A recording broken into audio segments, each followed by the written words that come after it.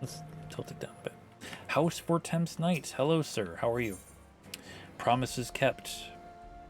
A new day dawns in Ishgard, and the House for Temps Knight has tidings for you. Good old tidings. Master Dan, Master Dan, you are come at a most excellent time. An invitation from a truly preeminent personage was delivered to the manor but a short while ago. Would that you had been present to receive it. But in any event, Sir Aymeric de Borrell, Lord Speaker of the House of Lords, Lord Commander of the Temple Knights, and Viscount of House Borrell, cordially invites Master Dan to dine with him at his estate. Oh, isn't that nice of him? You seem surprised.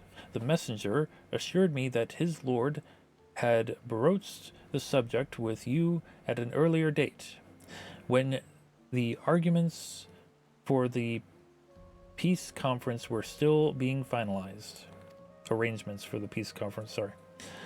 Of course, the intervening moons afforded little opportunity for leisure, but with the happy advent of peace, 'tis plain the Lord Commander sees no further cause to delay. What say you? I should be glad to accept. I would, but I haven't the foggiest of what to wear. Any thoughts? To be honest, I'd rather let's go. Yeah, we don't know what to wear. I'm sorry.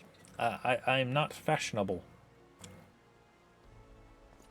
You would ask me? Well, I'm sure that is a personal friend of Sir Aymeric.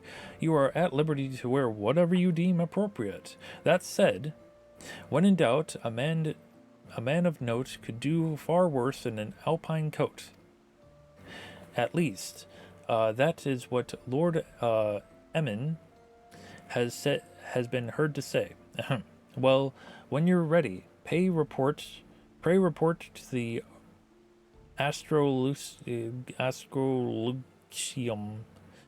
A man of the House Burrow shall be waiting near to escort you to the rest of the way. Yo, T.I., how's it going? Butts? You mean bats? You mean bats? Yo, true. What should I wear? Totally that.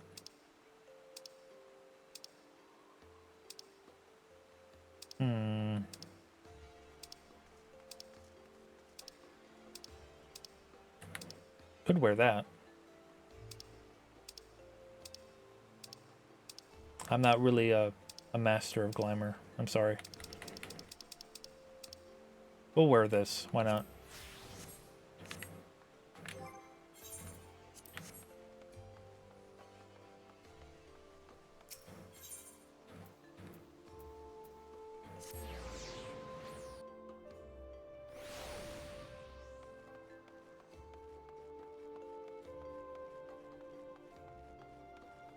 You guys appeared out of nowhere.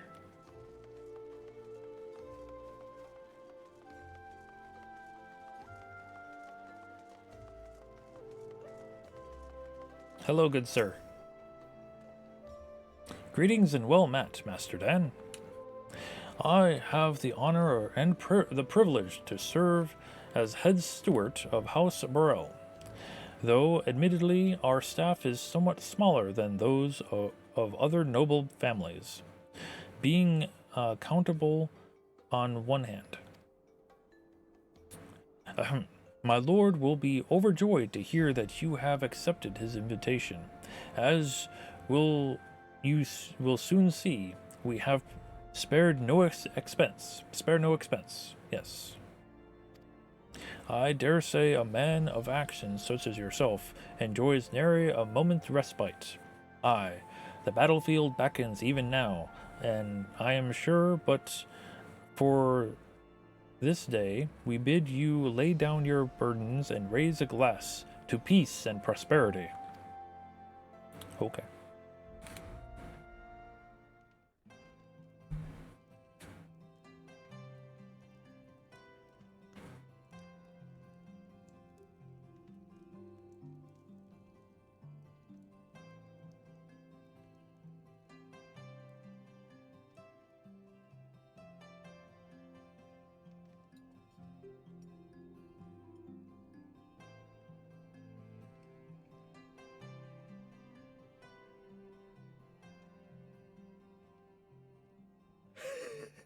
To think the Mughals would prove such harsh taskmasters.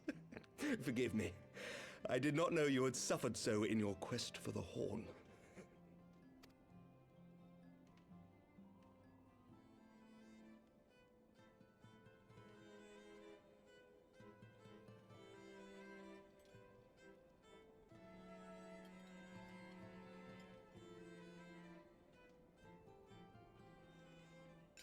I must say, your spirited accounts always come as a welcome change from the arid reports which fill my days.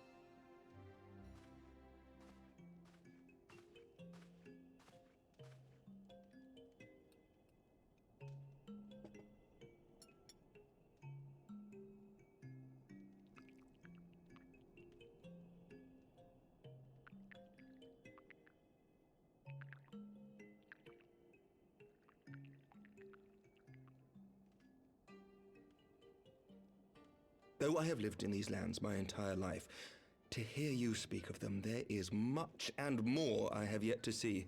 Truly, yours was a marvelous journey.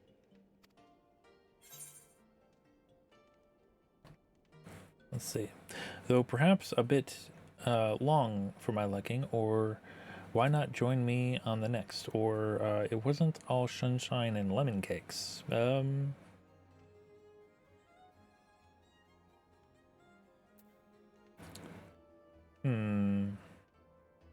Why not join us?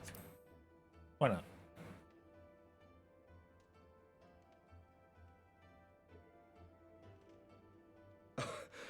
Well, truth be told, when I think back on the sweeping vistas of the churning mists, I do feel some slight pangs of wanderlust. Alas, much as I would like to accept your invitation, I fear my present duties with the House of Lords demand my undivided attention. Someday, perhaps.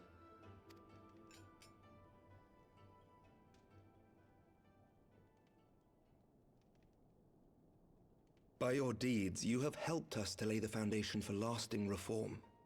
The formation of the Republic is but the beginning, for it is not only our system of governance which must needs change. We, the people, must learn to let go of our hatreds and rise above our bloody past. I only pray that I live long enough to see us achieve some measure of success, that I might know the lost did not die in vain. I can still see you there on the steps of faith, striding fearlessly towards the worm. If you could do that, who are we to balk at the challenges ahead?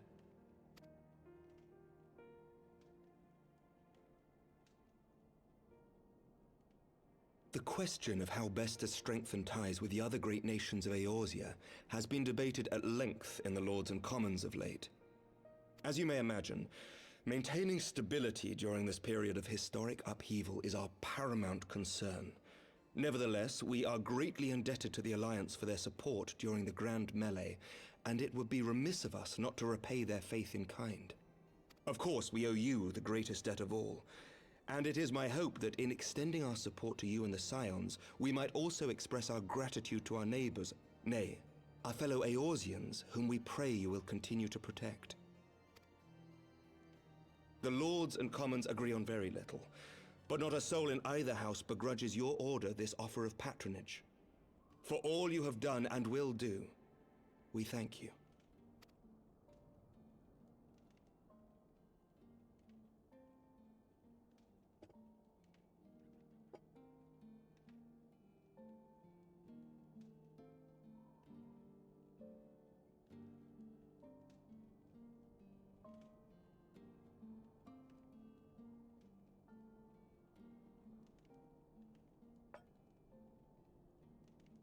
May I ask a personal question? Now that the dust has settled, what will you do? Not as a scion, I mean, but what do you want for yourself?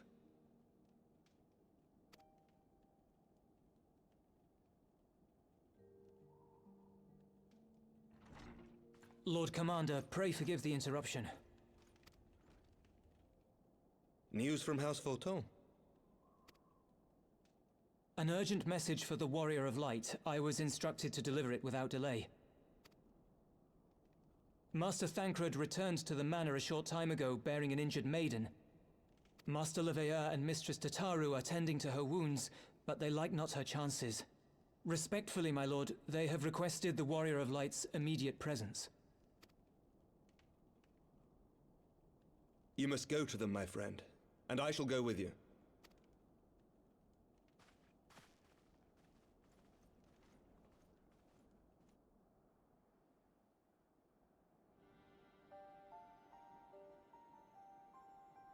For every ending marks a new beginning.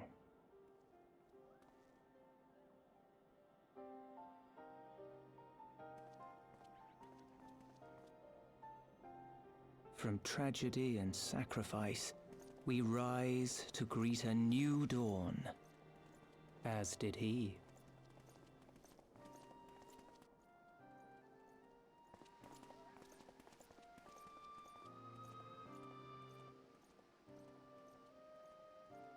Only to be drawn unto another battlefield, another cause, as if by fate.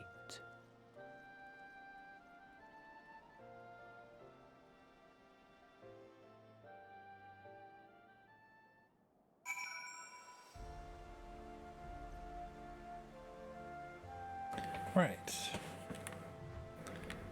So, our dinner with Amric has been delayed, postponed.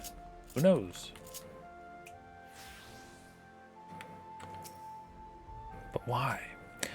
Welcome, Master Dan. Shall I show you inside the manor? Yes, please. Please do. Things need to be done.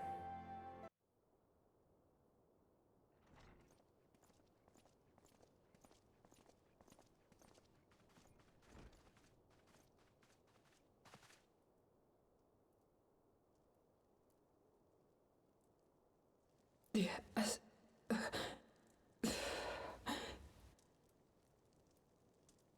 Is that... Alize, Alphinaud's twin sister. She ran afoul of the Warriors of Darkness. I had been tracking them since the ceremony at Falcon's Nest. Little did I know I was not the only one. Evidently, she had learned of their activities and attempted to shadow them on her own. Poorly. I rescued her in the Twelveswood, and together we fled north. But though I made every effort to cover our tracks, they caught up with us on the Ishgardian border. And in the ensuing struggle, Alize took an arrow to the shoulder. 'Twas only after we had made good our escape that I realized it was poisoned.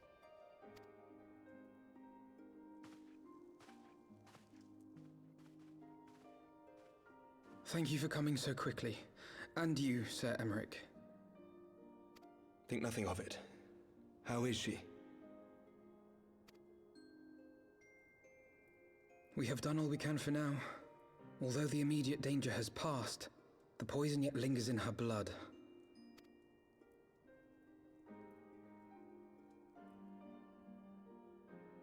We came to Eorzea together, hoping to bring salvation to the realm our grandfather gave his life to protect. But when confronted with the bitter realities of its politics and its petty powermongers, she was driven to anger and to doubt.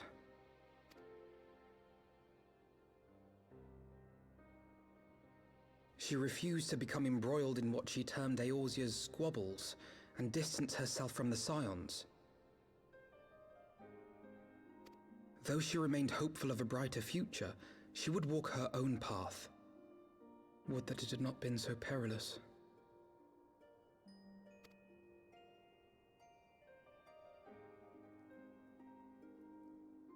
For all our differences, she's as dedicated as any Scion to the salvation of Eorzea. But more than that, she is my sister. To be reunited with her, only to lose her forever. gods, even to speak the words. Take heart, Master Alphino. She will be attended by our most skilled chirurgeons.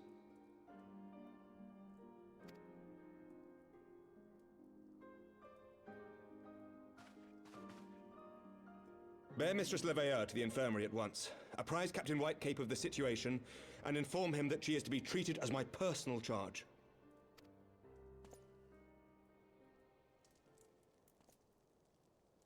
Alphino, is the Warrior of Light, is he with you? Don't go, there is something I must say.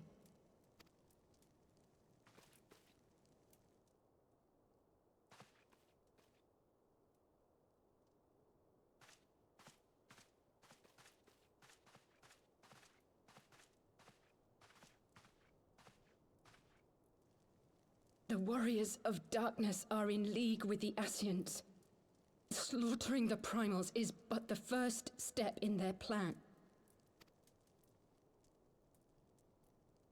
They make for Zelvatol to bring about Garuda's summoning and to kill her.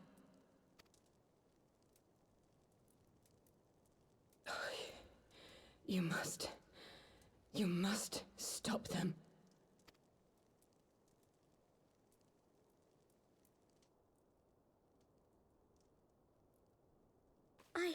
I shall inform the others at once.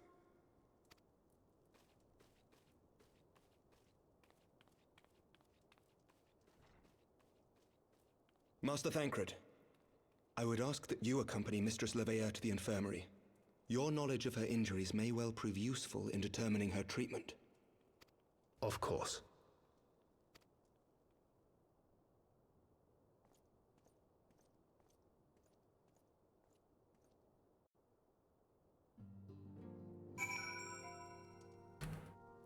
Oh no, not Alize.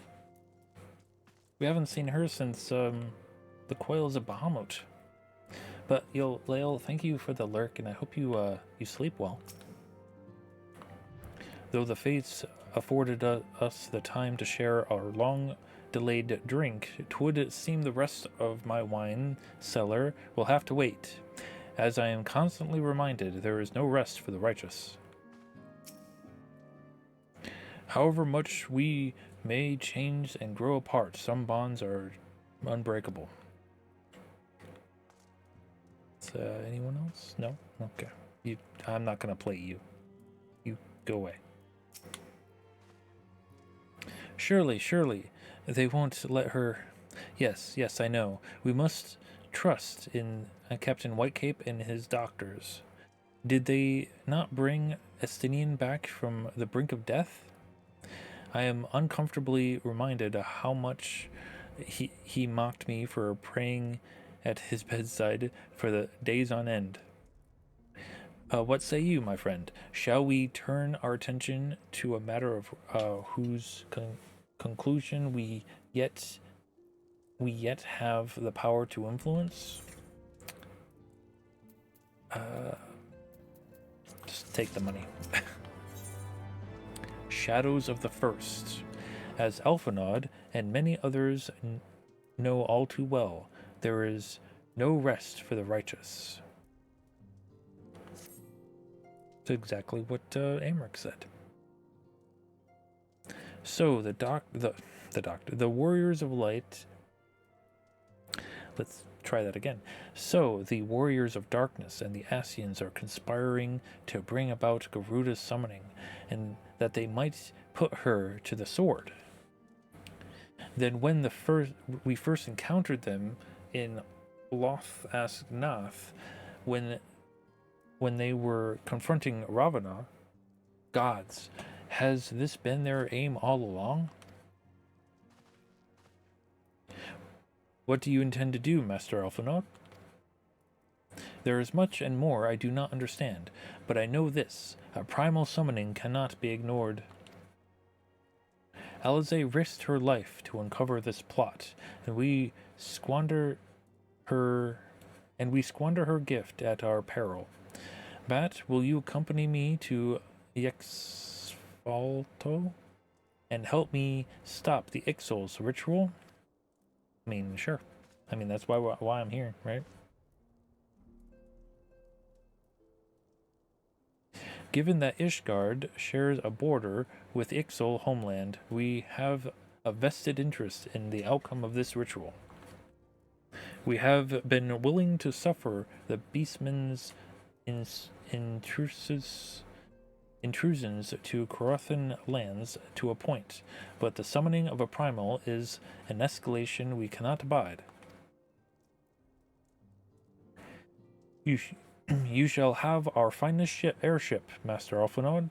The mountains of Exfaltol are not easily traversed, and this endeavor demands all haste. The gesture is most appreciated, Sir Emmerich, but I fear the aerial approach is destined to fail. This is their homeland, after all, and Ixal dirigibles are not to be underestimated. No, experience tells me the only conceivable approach is by land. I believe it to be wiser to cross the Exfaltol by way of the mountain pass east of the Camp Dragonhead. In that case, I shall send instructions for the contingent of Camp's knights to be placed at your disposal. They will secure your safe passage through the mountains and escort you to Exfaltol. Though my men are unqualified to confront a primal, they are more than capable of contending with Ixal. We would be glad of their assistance, Sir Edmont. In the event Mistress Alize regains consciousness, we will share with you any additional information she may provide. May the Fury watch over and keep you safe. Then let us be off. We can procure any additional supplies we require at Camp Dragonhead. That's the plan.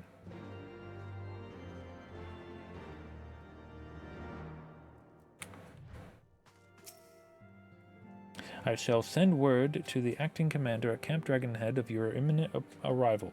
Who knows, this may even spur me to nominate a permanent replacement. I have put off the task for far too long. Yeah.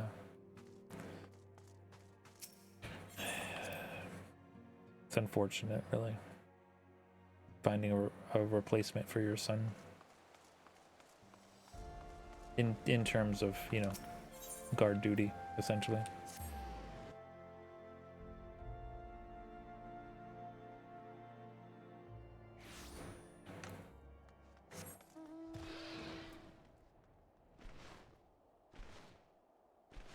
To Camp Dragonhead.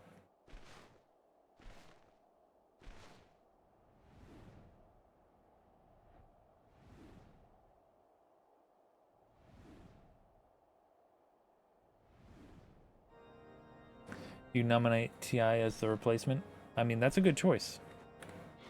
Why is it so laggy? Why is this game being so laggy right now? I don't understand. Have you everything you require, then? Excellent. The entrance to the pass is north of Natalan and due east of Camp Dragonhead. Though it is normally guarded by a score of Ixal warriors, I have been informed that House Fortem's knights have already dispatched them. The enemy's gate lies open. We need but walk through.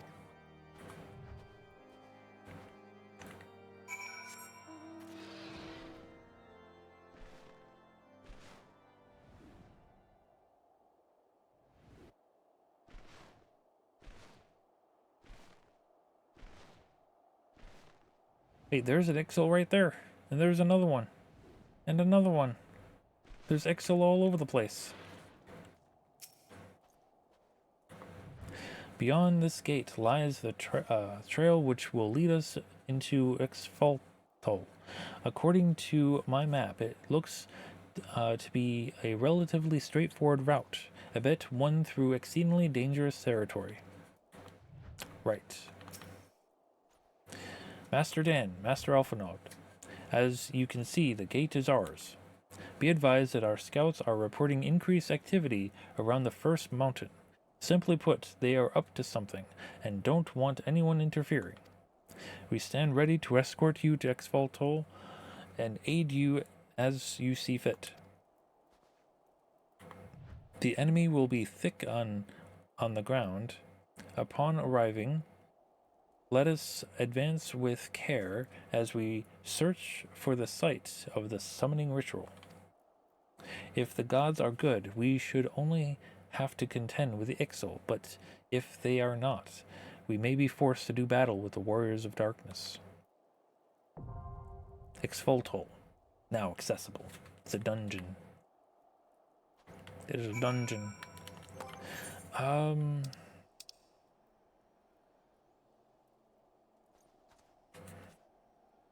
Try to determine what job I want to do for this. Yeah. We could do warrior. I don't want to do Dark Knight because I'm max level with it.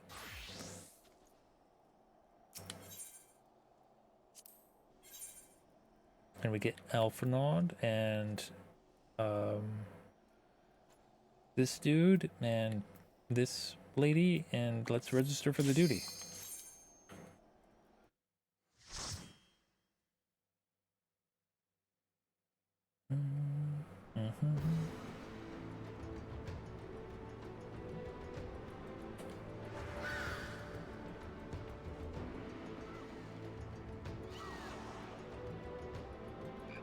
Oh no, it's a frog.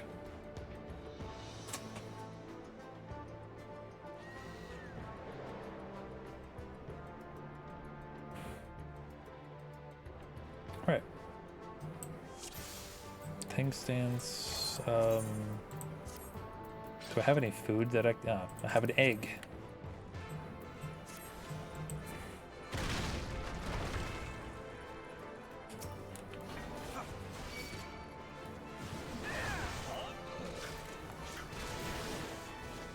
I don't know if Alphanod can.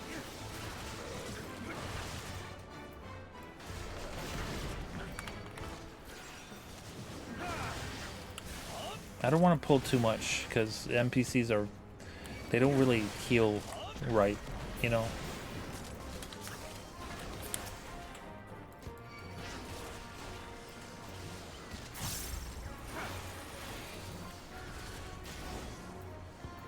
Away with you. I kick you.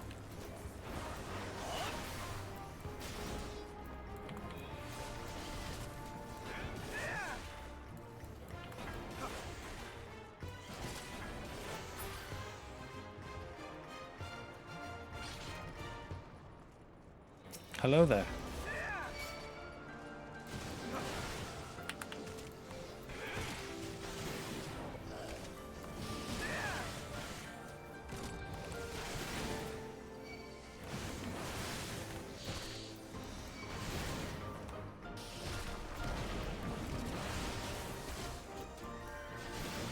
I'm fine. I'm just a little poisoned.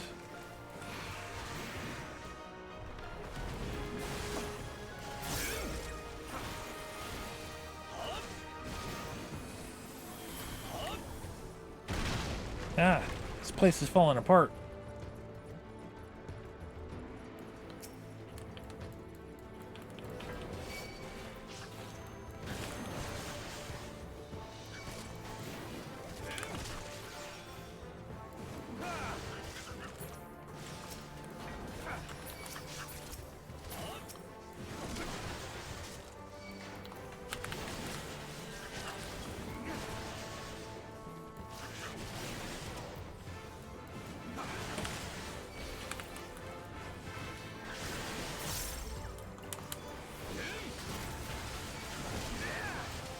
Should tell my teammates that they forgot their job zones. I mean, you're not wrong. Even Elfinode. Away with you. Elfinode doesn't get a job zone until Endwalker.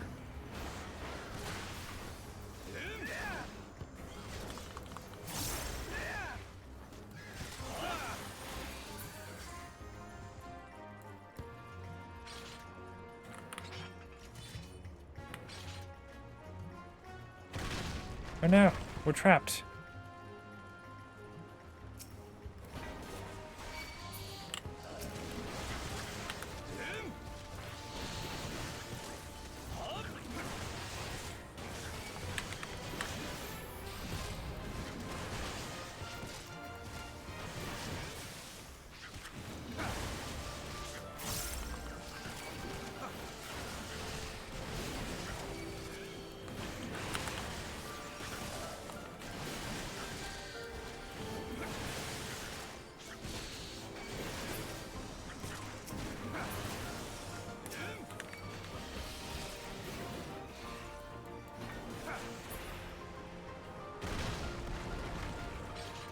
A new path appears.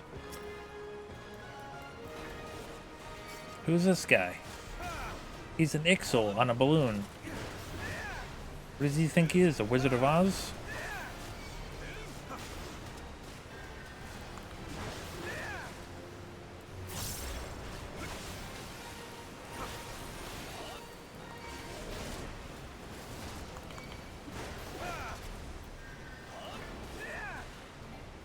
Lift.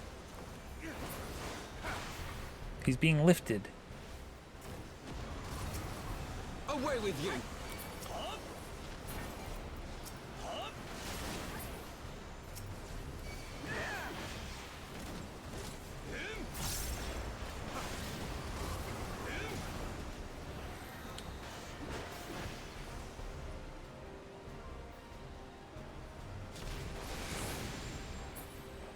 Exploded us.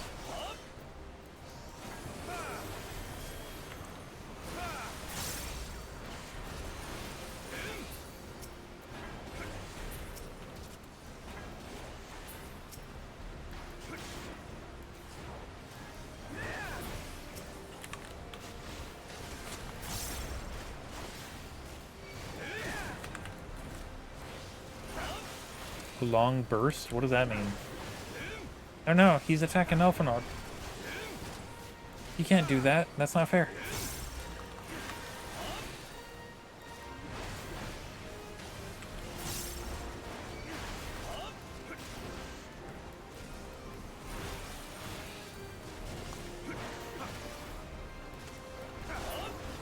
We did it. Oh, I'm capped on poetics. Oops.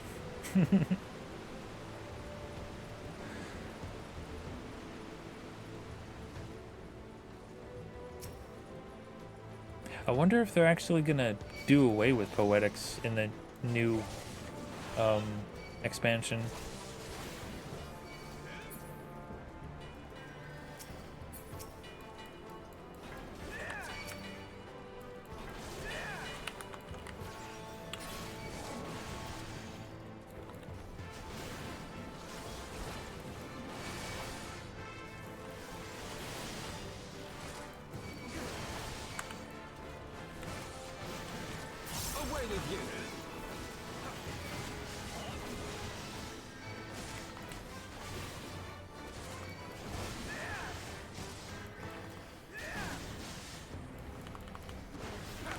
I kick you. Away with you! Yeah, away with him. Get on out of here. I forgot where I'm going.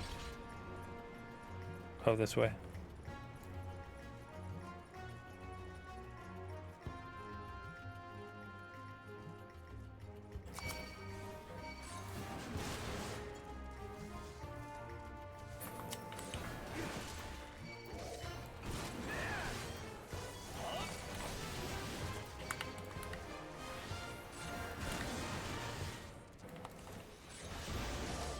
Coming storm? What does that mean?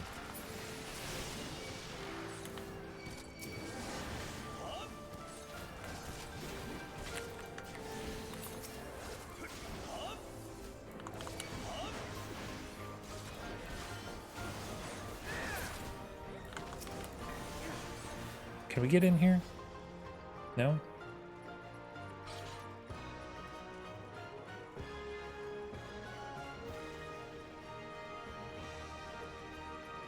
Oh, look at this place.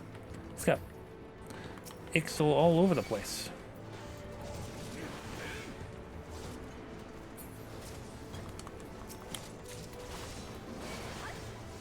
Isn't there like something that we have to, I don't know, do to prevent more from coming? Like a lever or something? I don't know. They might have gotten rid of it in a rework of this dungeon.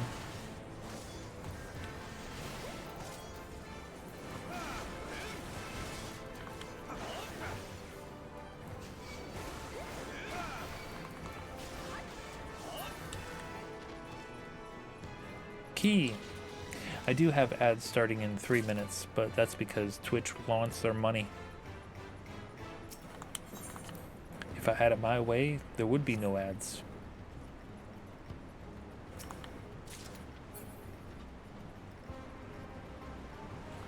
Pull the lever.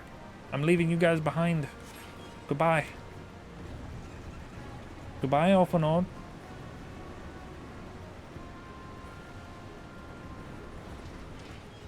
How'd you guys teleport up here?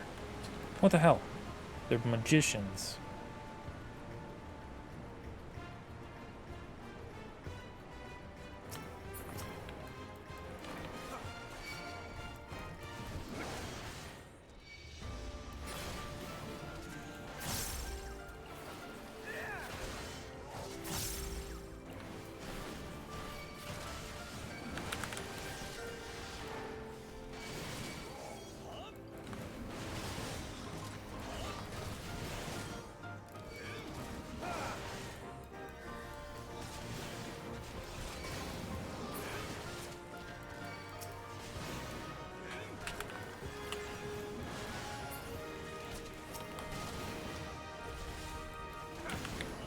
Kick you. Focus. Release.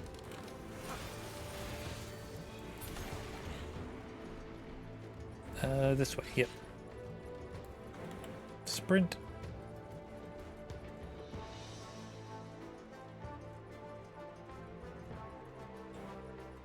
You guys coming with me?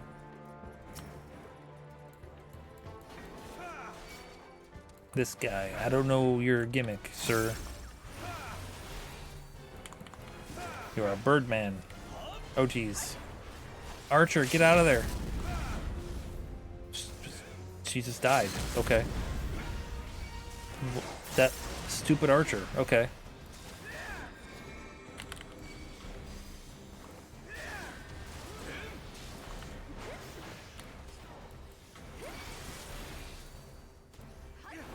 Away with you.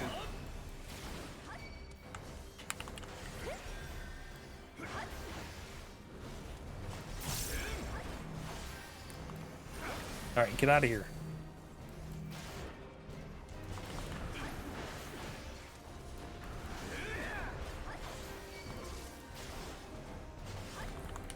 I have my pride.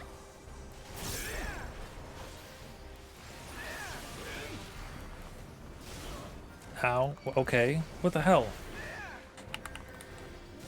They did not give me any time to get out of that. What the hell?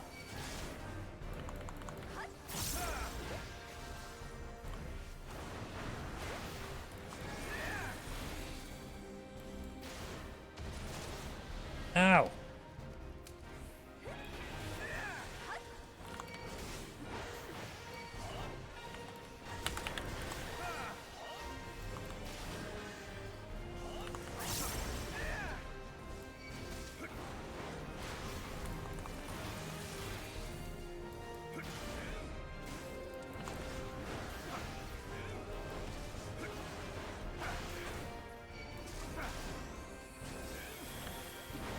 He's at 10%.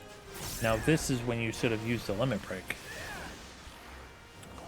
Yeah, he just gives no time whatsoever to get out of that. Oh well, he's dead.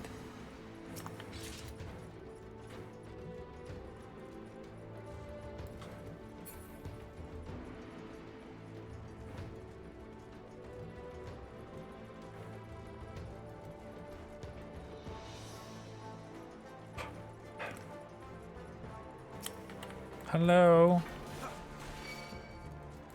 I like your wolf.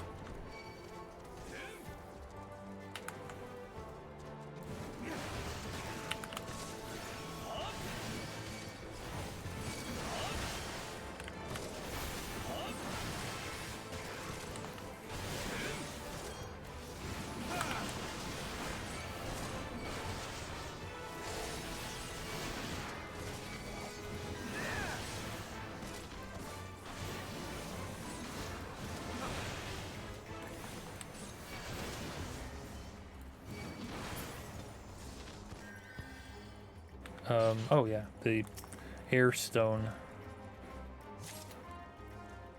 I kind of need that.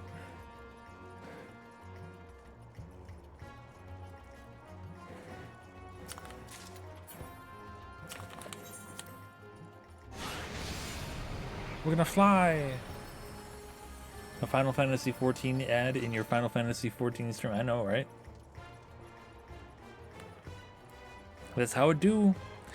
Apparently, they're going to expand the free trial to include Shadowbringers. Come on.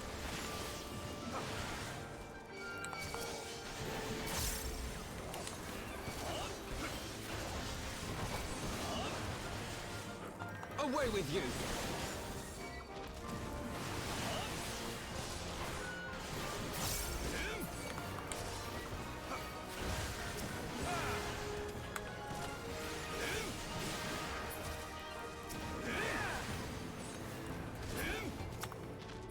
Is there a... Oh, there's just more. Okay. Hi. How's it going? Release! I mean, might as well just bring these guys over here. Yeah, come here.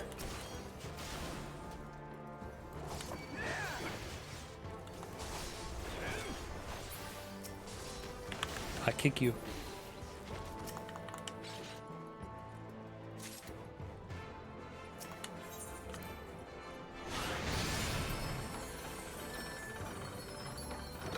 Yay, we're on the same team.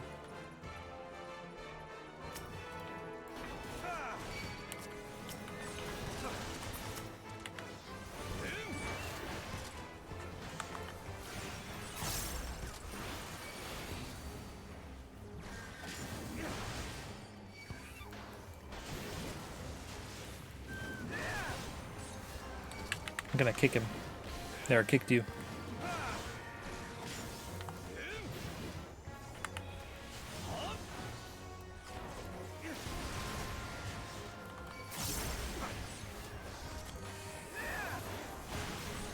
Away with you!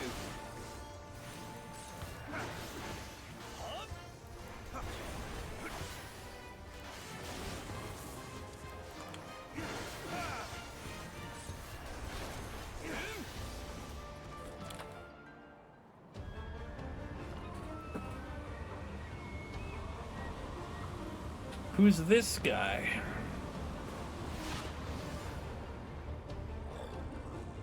No, he's a beefy Ixel. He must be a king.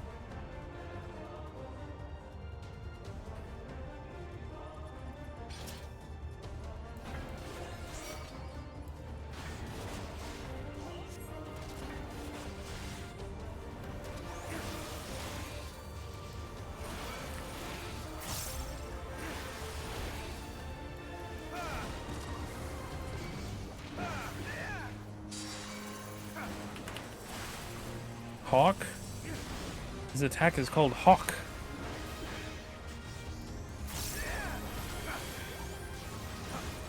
I have my pride. Elf, no, that I can't block that.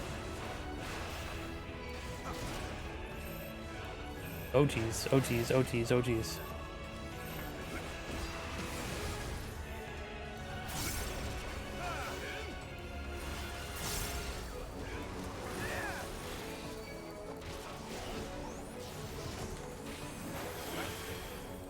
Yo, get back here.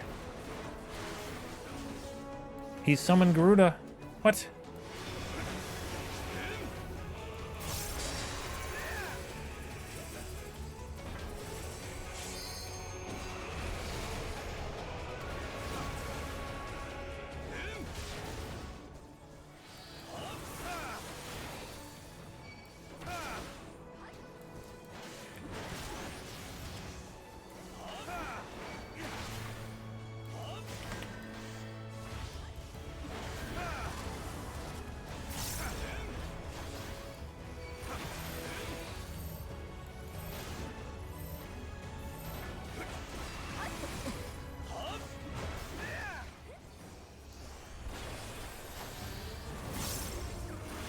Alright, he's less than halfway there.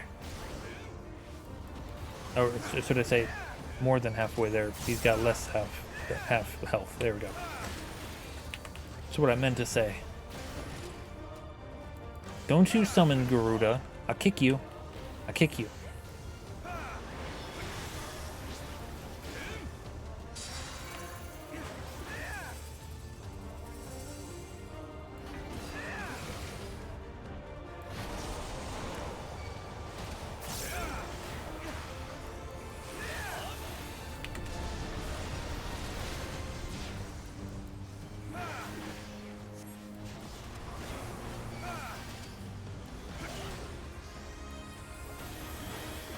%.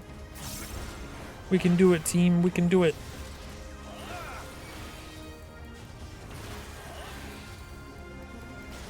Use the limit break.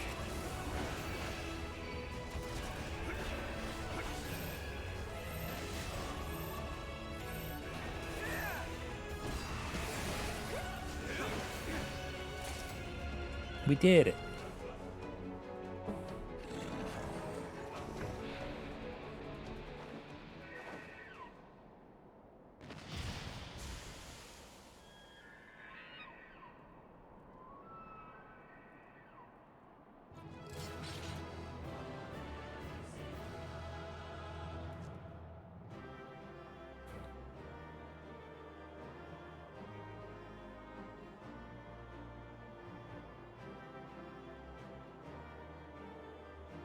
Huzzah! Let's get out of here.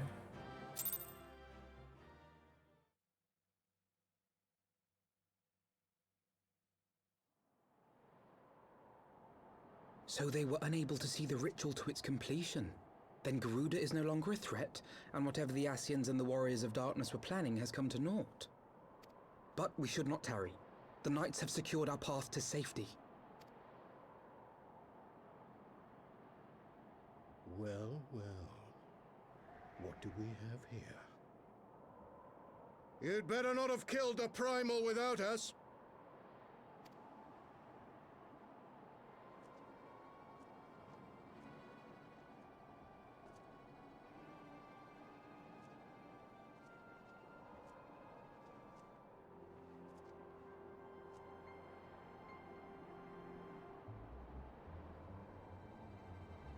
You!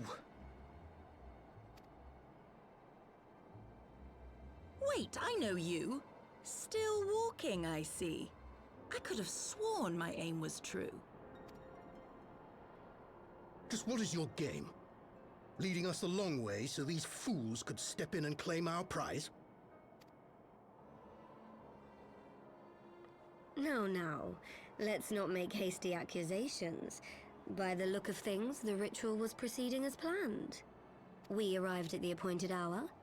'Twas they who erred. It is hopeless. We cannot face them all. Do mine ears deceive?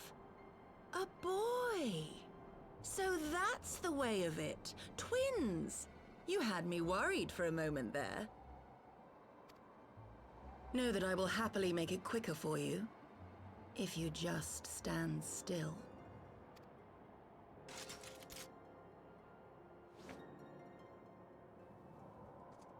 Enough, Jarumal.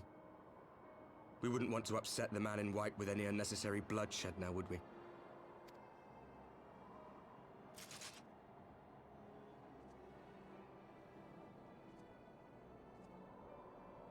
You've been awfully busy since we were kind enough to spare your lives.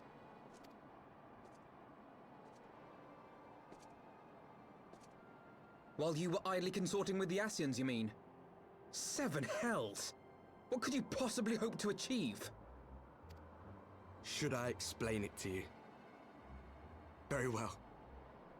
Consider it a reward of sorts for beating us here. You know the tale of Hydaelyn and Zodiac, I take it? Of the Great Sundering and the reflections it created?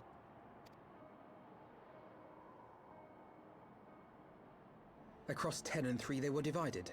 Reflections of the source, each possessed of shards of light and dark. Just so. One of those reflections, the one nearest to the source, is our home. And we were the heroes blessed with her light.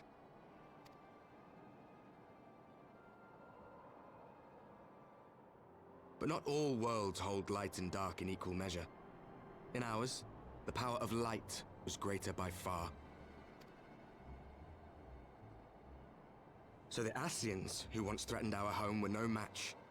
And they fell before us, one after another, till none were left. Victory, we thought. And then came the light. A flood of pure, blinding radiance, annihilating shadow and color and life itself. Ere long, it will consume our world, leaving naught in its wake but blank perfection. That cannot be. Do you honestly expect us to believe such a story? Believe what you like. But it has happened before, on a world far removed from ours.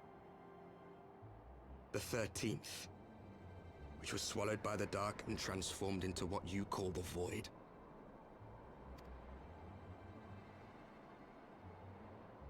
Unchallenged light would condemn us to a similar fate. And so we joined hands with our former enemies, and with their aid came here, to the source. For there is but one way to restore the balance and save our home. The Ardor. Calamitous destruction with the power to break down the barriers between planes and see our worlds rejoined. You would doom our world to save your own? What would even become of us? Of you? Enough. I tire of talking. You know our cause. You know what is at stake. We are prepared to do whatever it takes. Are you?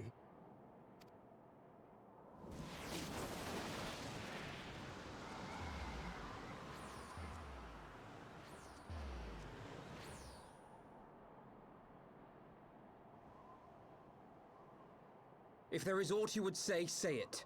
Otherwise, begone. You have no friends here.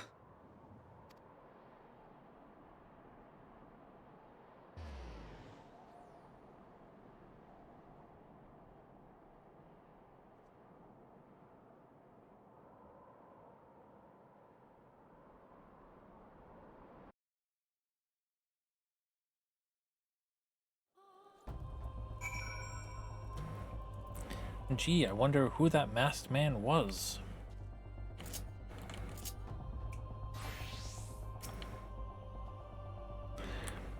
All things considered, we should be grateful to have survived that encounter. Do you think it could be true that to save their world they must bring ruin to ours? No, it matters not. Such wanton destruction is beyond justification. Whatever their reasons, they must be stopped. The sacrifice, the loss, it ends here.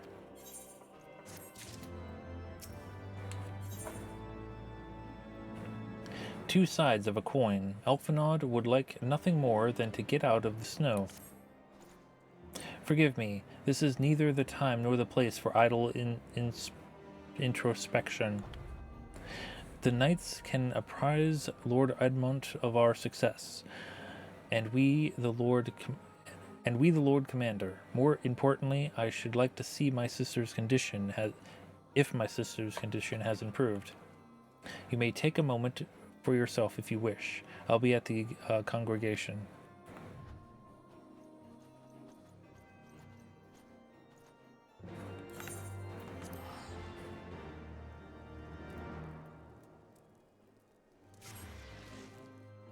Congregation. I think the Forgotten Knight, yeah.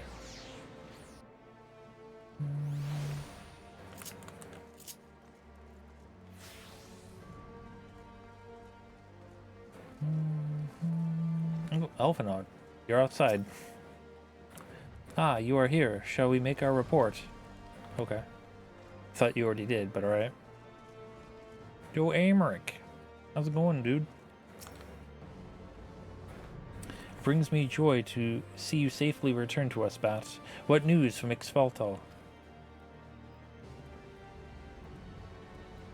Then we are not too late. On behalf of Ishgard, I offer you my deepest thanks. As for we who remain behind, Mistress Yastola has been tending to Mistress Alize in your absence. I am pleased to report that she has regained consciousness. I imagine you have many questions, especially given your recent encounter with the Warriors of Darkness. I know I do. Come, let me show you to her room. Do not worry, her condition is much improved. She is a resilient one, much like her brother.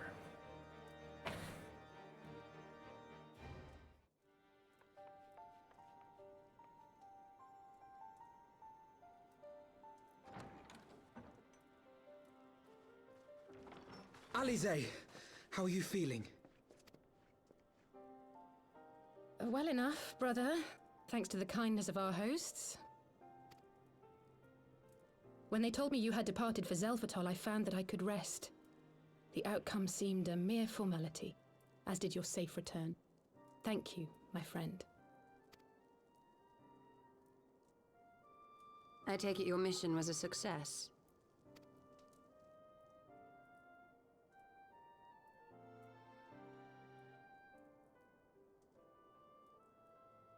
As if we needed any further confirmation that they are in league with the Ascians. But to save another world? I think not. I too thought his story fanciful at first. But it is possible there may be a kernel of truth in all of this. At the very least, none of his claims contradict the word's account. You were following these people, Alize. Why? During my travels, I had oft enjoyed tales of the Scions and their exploits. But after a time, I began to hear whispers of a gifted and theretofore unknown band of adventurers. Adventurers who had supposedly sworn to travel the realm slaying primals in the Scion's stead. The Warriors of Darkness. And in the course of investigating these rumors, you stumbled upon the Ascians' involvement.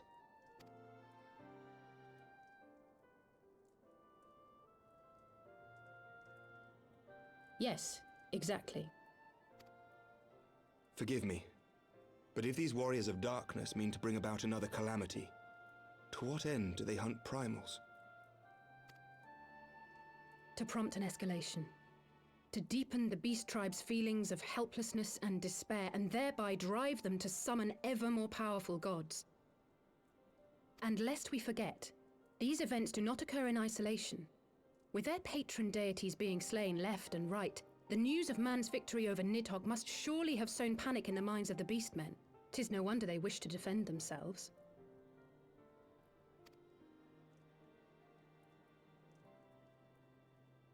Power answered with greater power, death with more death. A vicious cycle fueled by fear and hatred. I know it's like all too well. Indeed. The Ascians sow discord and desperation, and the Warriors of Darkness reap the harvest. And so it continues. Yet that is not the extent of their ambitions. The Ascian himself observed that once the powerless realize that the old gods have failed them, they will have little recourse but to look to a new one.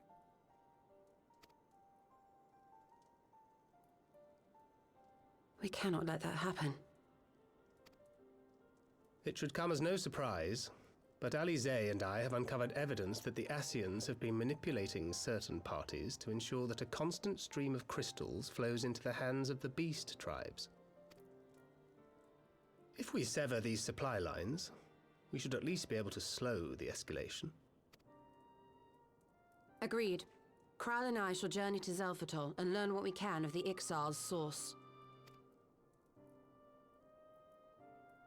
Then I, for my part, pledge to lead a similar investigation into the origin of the Nath supply. Sir Emmerich? As a member of the Eorzean Alliance, Ishgard is honor-bound to play an active role in maintaining the security of the realm. You might also say that I have some personal motivation, given the Ascians' dealings with my father. However, I make no secret of the fact that my knowledge of primal beings is scant at best. As such, I should be most grateful if one of your order were to assist me. Allow me, Sir Emmerich. I have dealt with the Nath before.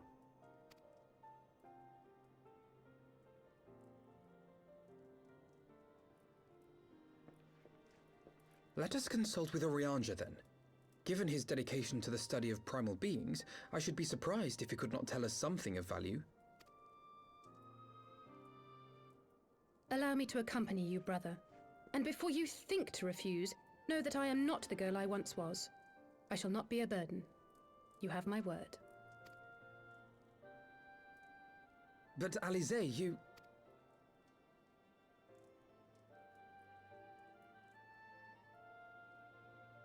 You are more than welcome. After all, it was you who set us upon this path.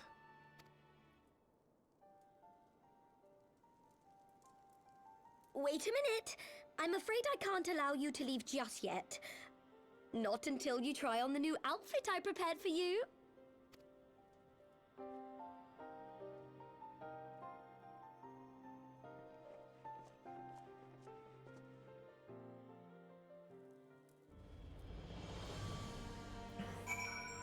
Thanks to Taro. Always looking for a new outfit.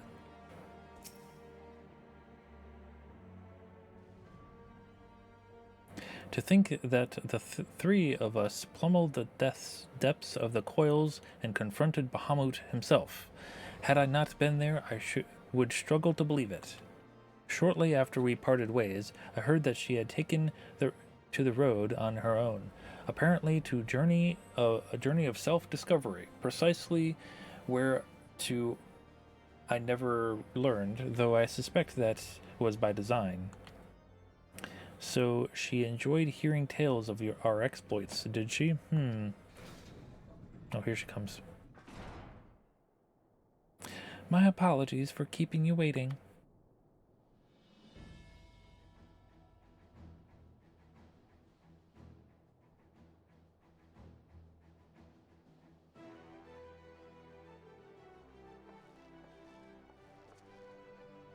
Right then, shall we be off? Tataru never ceases to impress, though for a moment I feared she might furnish you with an identical outfit. Praise the 12, she did not. Mother and father were rather too fond of making us wear matching clothes. Do you remember that time at the studium when that girl of yours crept up behind me in the hall and whispered, Sister, please, she was not my... can we not have this conversation in front of the Warrior of Light? So be it. Another time, perhaps. To be honest, Bat, I wasn't planning on seeking you out just yet.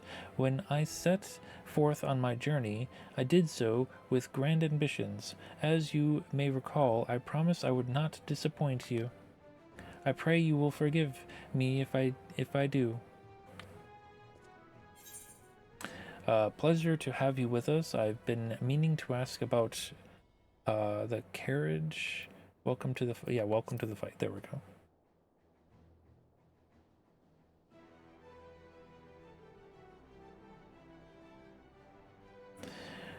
New garments aside, I must say that you seem different, more resolute than when last we met. You have a look of a woman who is ready to fight for the future of Eorzea.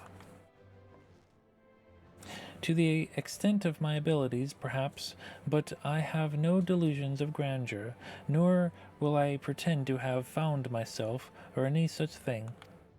I'm here today because I would regret if I weren't. That is all.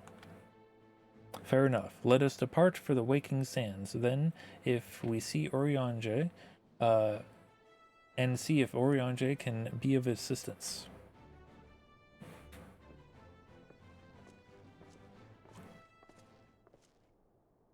I'm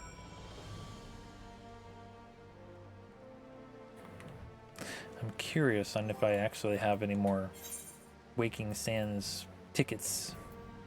Oh, I do have 3. I have 3. Let's use them.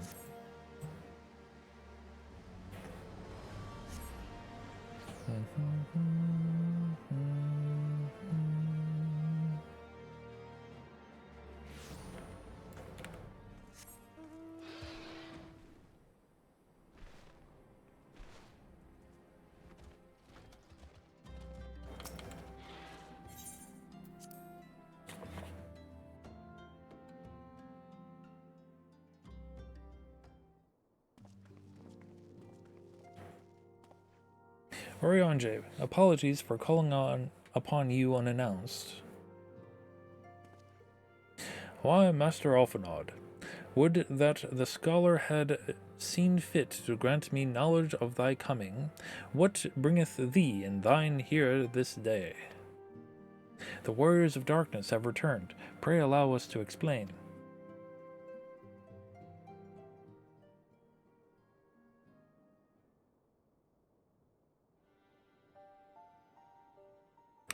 I too have heard tales of recent days of primal beings rising up only to be cast down by forces unknown. Alas, as thou didst observe, this serveth but to spur the beast tribes to pursue their goals with redoubtable favor. We have 2 objectives at this time: to identify and remove the source of the Beast Tribe's crystals and to take direct action to prevent any further summoning rituals from reaching completion. The second is easier said than done, of course. While we were fortunate enough to learn of the Ixal's plans before they come to fruition, I should be surprised if the Warriors of Darkness and the Ascians did not have similar designs elsewhere, of which we have no knowledge. Thou wert wise to come hither, for this very day I did receive tidings most troubling from across the Strait of Milithor.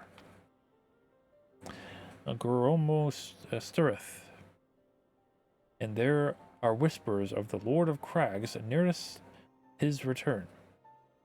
Mere rumors, mark thou, but in light of thine own discoveries, thou canst ill afford to turn a deaf ear to their calms.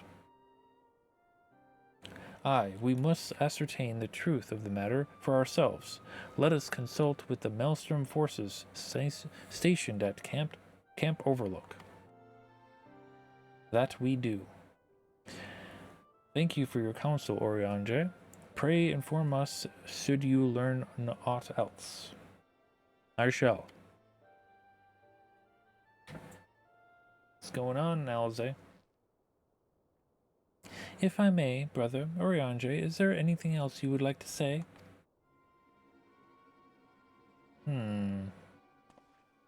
Alze? If not, then never mind. I only ask because you are normally rather more verbose. Nothing to add. Very well. Ere we depart, I wish to make a request. The Warriors of Darkness spoke of how the Ardor had the power to break down the barriers between planes, that our worlds might be rejoined. I would ask that you research this for us. Being nowhere near as well read as you, I am sure I wouldn't know where to begin. That said, I have heard tell of promising tome, the Juran Oracles. Mayhap you could start there.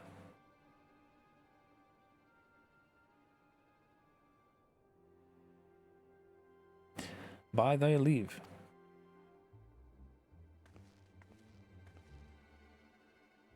Camp Overlook, was it? Very well. I don't know either. What are you talking about? Alize, what's wrong?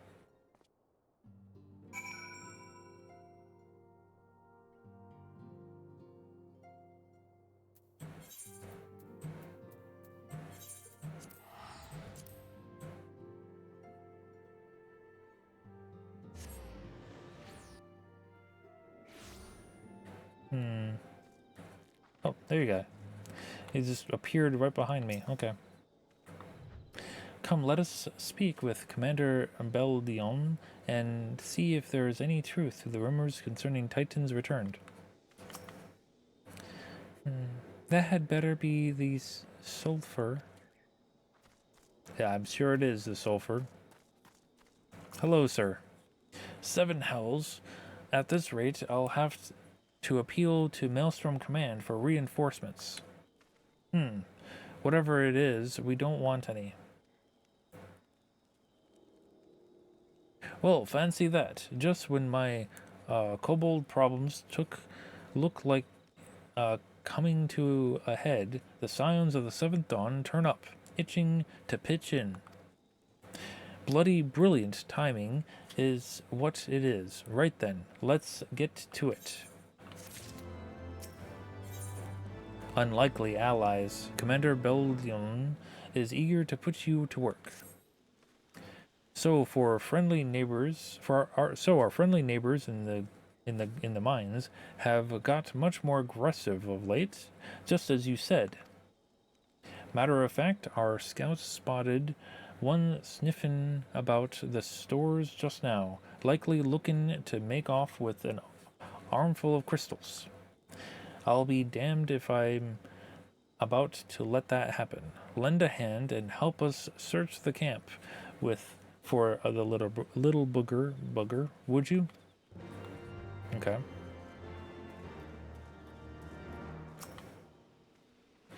Our Maelstrom friends seem notably more agitated than when first we arrived. Do you happen to know what that might be? Why that might be? A kobold in the camp, you say? That would appear to corroborate Uriange's information, yes, but to be so reckless as to infiltrate a Maelstrom camp and draw attention to their efforts is passing strange. Well, there will be time to think on this later. For the present, we must do everything in our power to prevent Titan's summoning, and that means finding and questioning this kobold.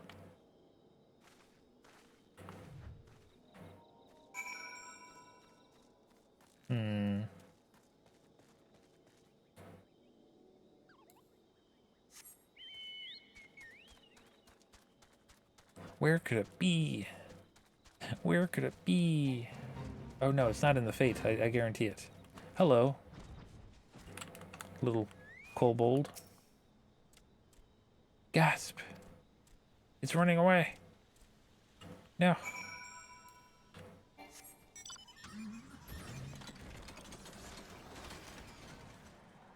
Where'd it go?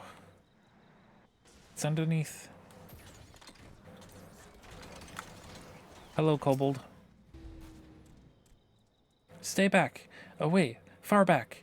I'm not. God, it's no use. Pointless. Hopeless. No use. It done ran away again.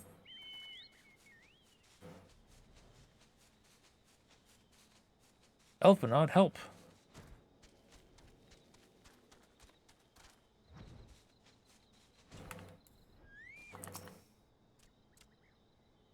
Please don't hurt me. I only wish to talk. Yes, just talk. Yeah. It's running away again.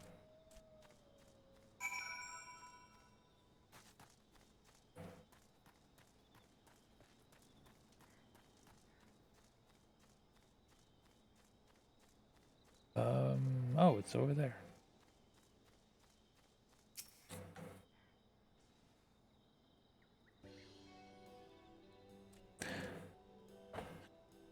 This was a stupid plan. Stupid. But if I tell no one, then everyone will... Ah, he found me again. What to do? I come in peace, only to talk. Say talk. So please, do not hurt me. So, this is our widely kobold infiltrator, is it? No wonder the soldiers were on edge. He could very well have give one a bruised knee. Huzzah! We have found him. Fine work, scions. So, little one, thought you could sneak into my camp, did you? Plotting to steal my crystals, were you? No. I come to talk, to ask for help. But when your soldiers saw me, they drew their weapons and shouted, and I... Now, let us all take a deep breath and discuss this like civilized individuals. What's your name, child?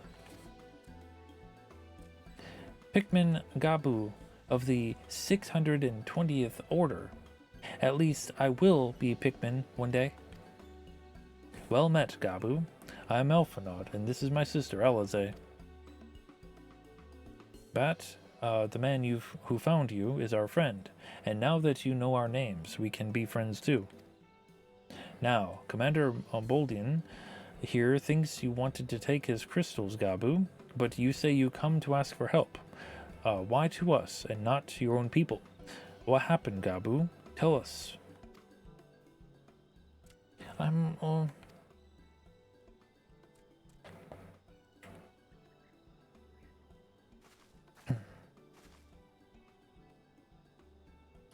No one is going to hurt you, all right? Not while I'm here, I promise.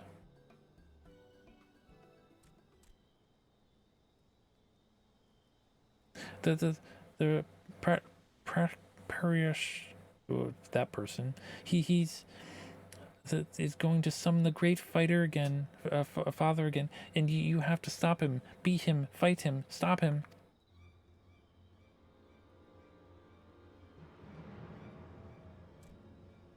Gabu's parents said they didn't want it, along with many others, but the priest wouldn't listen, so he was so angry, raging, fuming, angry. He said that if they didn't have iron in their hearts, they would serve as coke for the furnace. And then the guards took my parents and the others away, and I haven't seen them since. Coke for the furnace. I did not want to believe it, but I have heard tales of foci fashioned from the bones of the beastmen, which worshippers use in their rituals, hoping to summon the more powerful incarnations of their gods. By the 12, that's it. That's the sickening. No one listens to Gabu. No one, no matter how much he cries, please, begs, cries, that they do not listen. Only talk about punishing the overdwellers, and praising the Great Father. Gabu loves the Great Father, but he loves his parents too, so please, help Gabu stop the priests and save his parents.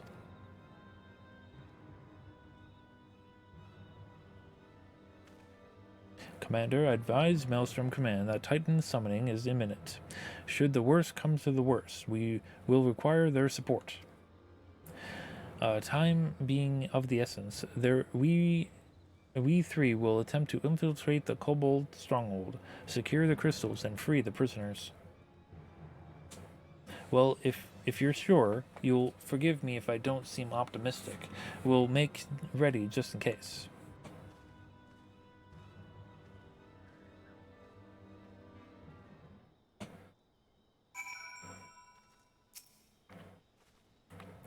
Do you know what that there are collectors who will pay a fortune for beastmen ritual artifacts? It is perverse.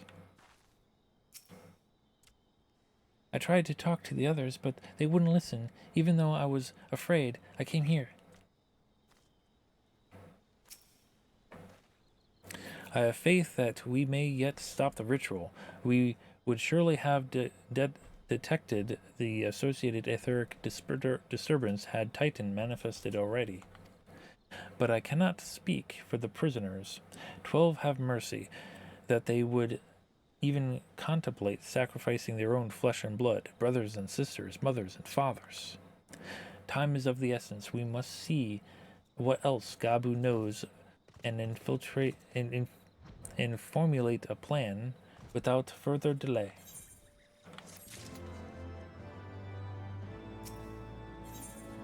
The beast that mourned the heart of the mountain Shifting nervously from foot to foot, Gabu struggles to meet your gaze. I heard Great Father Titan loves crystals, cherishes, covets, loves them, and if we gather enough, he will return. That's why the priest told everyone to go forth and gather them. So I was thinking, if we take all the crystals away, maybe the Great Father won't come? Very good, Gabu. I was just thinking the same. Do you know where the crystals are stored? I know. Oh, several spots, each defended by a different order. Gabu wanted to steal them, but he was too afraid to go alone. Yes, too afraid to go alone. But together, we can take them away and hide them. Come. Gabu will lead you to the first cache.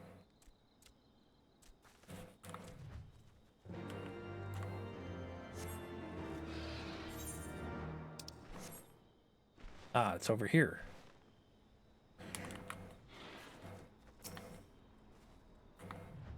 That hardly seemed fair. Then again, they only have themselves to blame. Pray see to the crystals. Alize and I will stand guard for any errant patrols. Oh yeah. I didn't even see that they had to put one down. Quickly.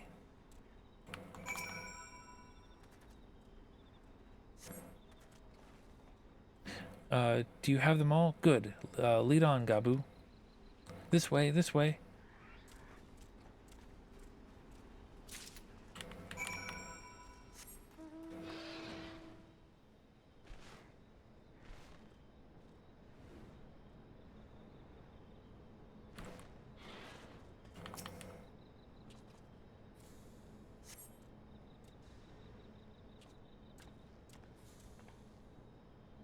Time is short. If you have the crystals, we should move on to the next cache. Do you hear me, brother? Brother? Aye. It's just that...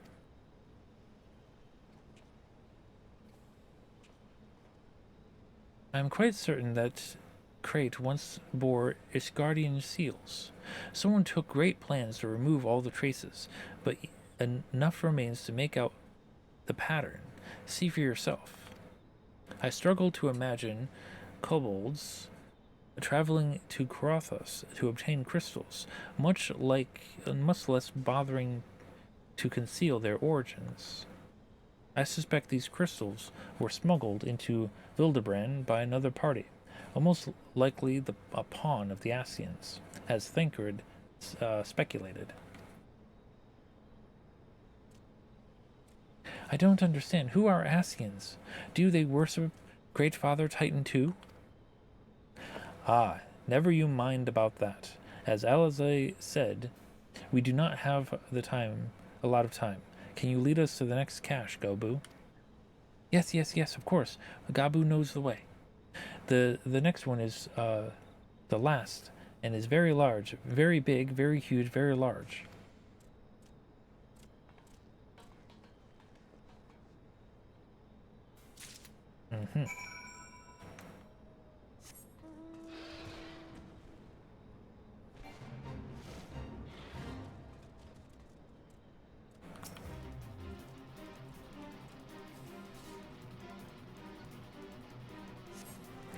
Though you cast about for a time, you see no sign of the crystals. Someone took them.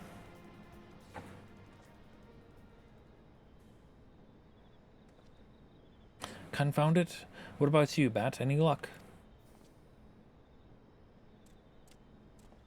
Nothing. But this cannot be. Gabu saw them, spied, plotted, saw. Think, brother, think. They must have moved them. Yes. The question is, where to and why? Within the mines, where they summoned Titan once before and mean to do so again. It is the only explanation.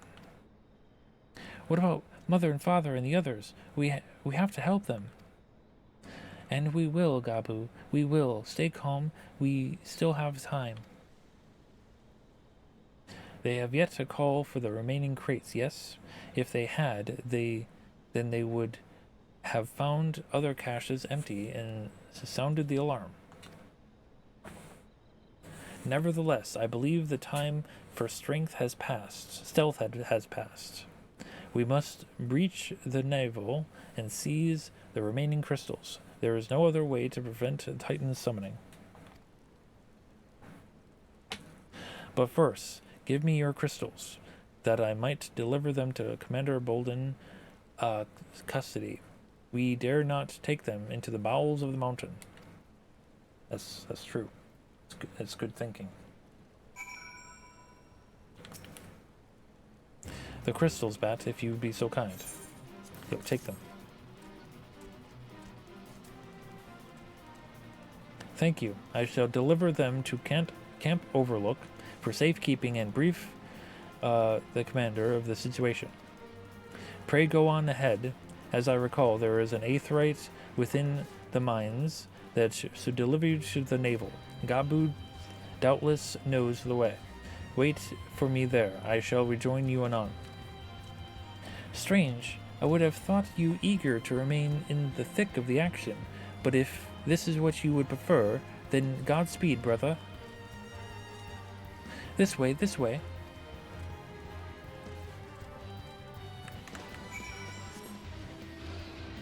Get out of this Fate music. Holy cow. Blasting in my ears.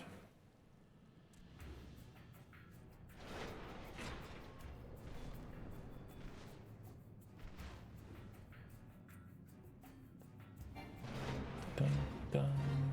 Another fate. No fate but what we make. Here we are. Hello, Gabu. I hope the priest and my parents are there. Ah, I take it this is the aetheryte we seek. Right then. So, as soon as Elfinaud arrives, we go. I trust you're feeling suitably heroic, Bat. There is no telling what sort of resistance we will face in there.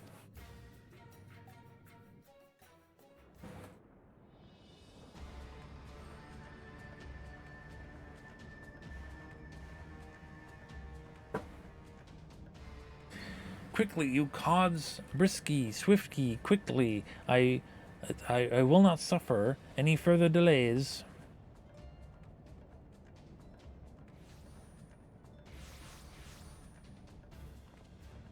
Lay down your arms and surrender. We have your crystals. There will be no summoning this day.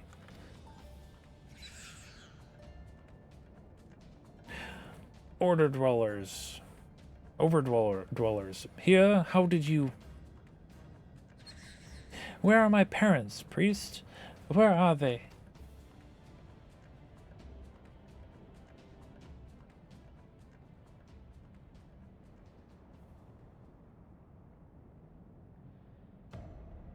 He killed them.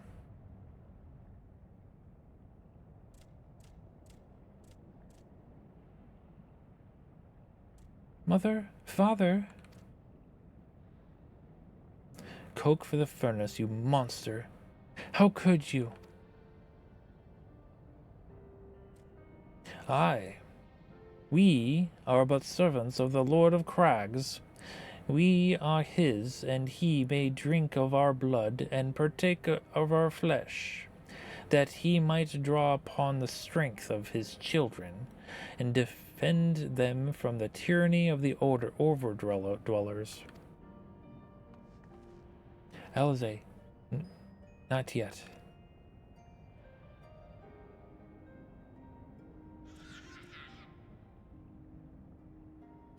I understand, priest. I do. Your fear, your anger, your hate. You would do anything to protect your people, anything to deliver them from despair, whatever it takes to ensure that those who threaten you can never do so again. But in your single-minded pursuit of this objective, you have brought suffering on your own kith and kin. You have sacrificed the lives of the very people you sought to protect. But it need not be this way. Renounce this bloody cause. Cease your attempts to summon your god and work with us together to build a lasting peace. Another peace to be abandoned at the overdwellers' convenience. Oath breakers, all of you, liars, betrayers, oath breakers. You take and you take and you take. And when you have had your fill, you sow for peace. You promise that this time and this time is the last until you grow hungry again. And when we dare to defend ourselves, you declare that this beast tribe cannot be suffered to live, that our God drains the land of Aether, and brings naught but suffering, death, destruction, suffering upon us all. I will hear no more lies from you and yours, O overdweller. You've ruined your own lands. You'll not ruin ours. Yo, Fran, how's it going? 2 hours left on 14 drop. Oh geez, I hope you get it. Also, hi, hello. I said I'd come for you. I did. And I did. I'm here. I'm here. I'm here. Say something, please. Please.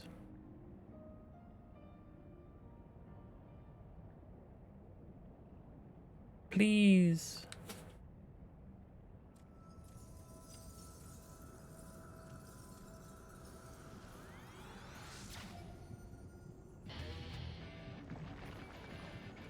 Oh, here it comes.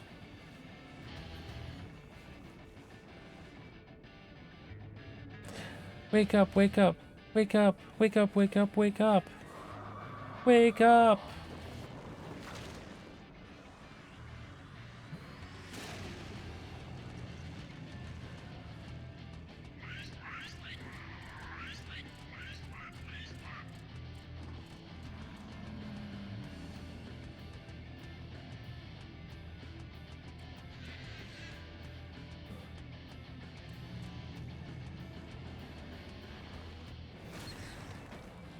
Oh, goodbye.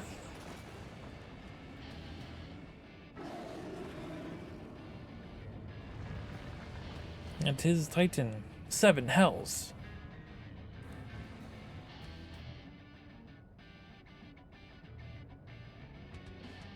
I'm here, I'm here, I'm here.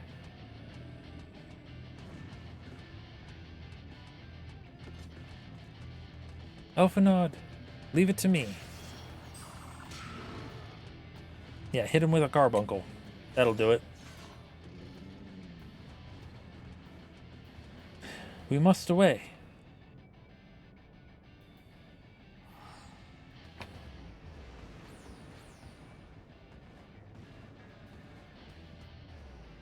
Yo, let me fight him. I can do it.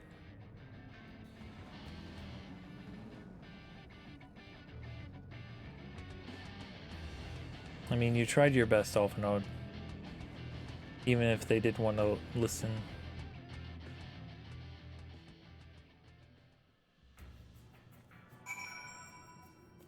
Oh, there are so many people here. By the 12, how could I be so foolish? I should have known better than to let Gabu accompany us, given what we were likely to find. His anguish and despair have served to birth a primal, just as surely as would have supplication of the faithful. Worse, being born of such tremulous emotion, this incarnation of Titan seems incapable of naught but violence. If we have one cause for optimism, it is that while many crystals were present, they represented but a fraction of the quantity needed for the summoning ritual, meaning that Titan must be far weaker than planned. Be that as it may, he is yet a primal, and the longer we have let him bleed the land of Aether, the stronger he will grow. and should Titan be permitted to leave the mines, more lives will be lost. The Maelstrom will rally their troops, and the cycle will continue.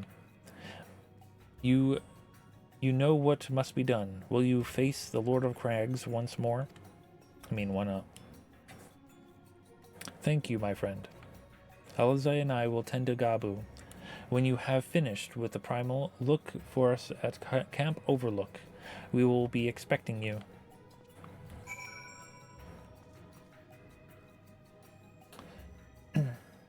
Is Gabu okay? I hope he's okay.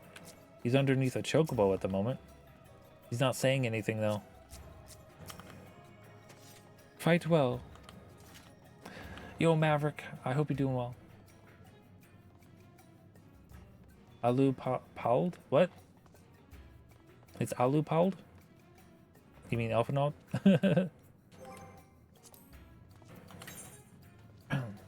Let's see. I'm just gonna unrestrict it, because why not? It's gotta go in hard, okay. The naval hard, there we go. Let's go kick some ass. Alkaline. You just started Into the Boys since it's almost over. I've not seen this season. I've not seen anything of this season yet.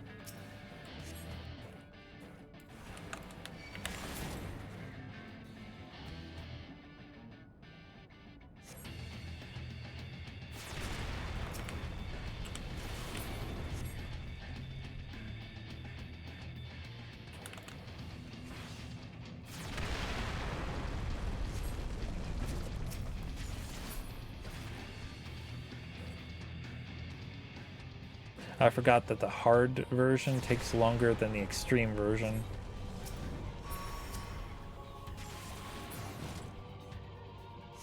You're on season 1 and you binge shows.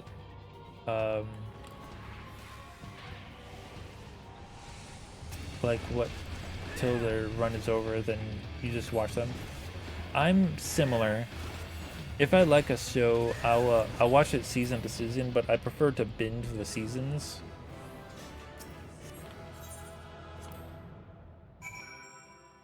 Like, you know, I would wait till one season is over, then I would binge that particular season, and then so on and so forth.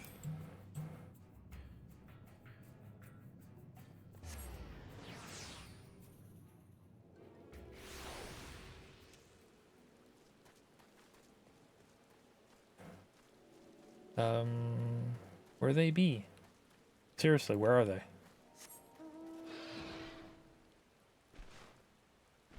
Oh, they're over here.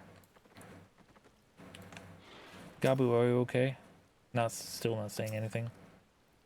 You're back. Gods, what a relief. You haven't watched a show since Better Call Saul? I've not seen that, and I heard that that's a spin-off of Breaking Bad, which I have not seen either. So I'm thinking I should watch Breaking Bad first. Ah, there he is. Did I not tell you he would return safe and sound? The deed is done, then. Titan is no more. Good. There has been enough tragedy this day. He has been like that since he regained consciousness. We believe he can hear us, but he has made no attempt to respond. He is almost certainly still in shock, but we cannot discount the possibility that he has succumbed to the primal's influence, should that prove to be the case. He must be put to death like any other thrall, such as the Alliance's policy, yes? You have the right of it. But we must not rush to conclusions. After all, we once feared that Izael's followers were beyond reason, and many have since laid down their arms and accepted Ishgard's peace.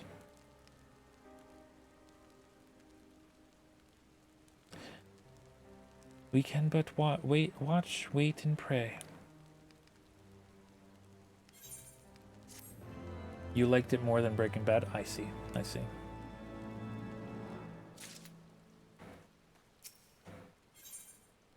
Beneath the star-filled sky, Elfenod would rather not worry about what may or may not come to pass.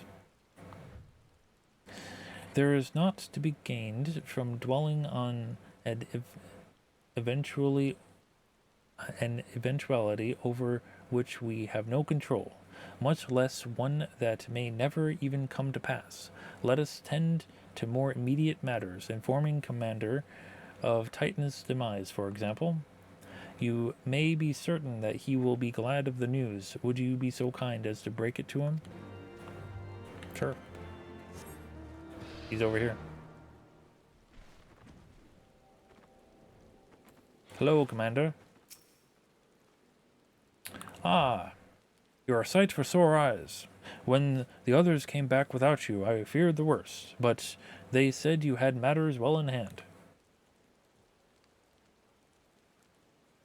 All settled in, is it? I am glad to hear it, but not half as glad as my men'll be, believe you and me. Regards of whether or not he was summoned properly, a primal's a primal, and there ain't a soul in the maelstrom that hasn't lost a friend to one. Don't get me wrong, like, we were all well prepared to do our part, but we weren't so naive as to think we'd live to tell the tale. Thankfully, of course, it did not come to that, which, my friend, sounds to me like cause for celebration. Now, I know you lot have places to be, but why not stay the night? We'd be honored to raise a glass to the triumphant return of Titan's Bane. Ah yes, I forgot that they named me that.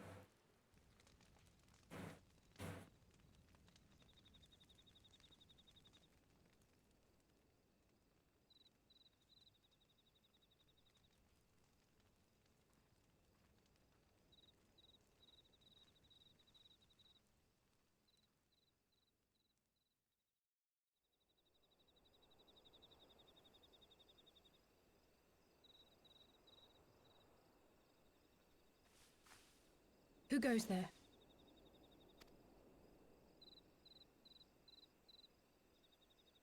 Oh, it's you. Forgive me for straying from the camp. He hasn't been feeling too welcome, to say the least. I thought a change of scenery might do him good. But, alas.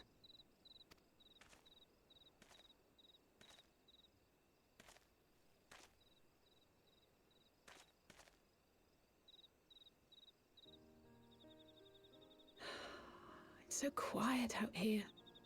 The stars spread out before us, beckoning across time and space. Dawn may banish even the darkest night. How bitterly beautiful, those words.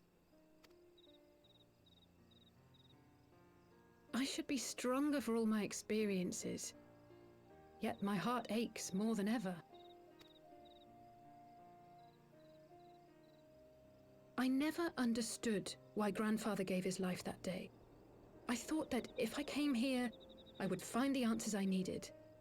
But when I finally laid eyes on the land he sacrificed everything to save, saw firsthand the bickering, the pettiness, I was disappointed. I was angry. I could not fathom how these people were more deserving of his love than his family, than me. But when Grandfather revealed the whole truth of the calamity to us, I finally understood. And I resolved there and then to continue his legacy in my own way. My travels have been enlightening, but I cannot say that I have enjoyed them. I have lost count of the many petty crises that I was helpless to resolve and of the people whose actions I could not understand.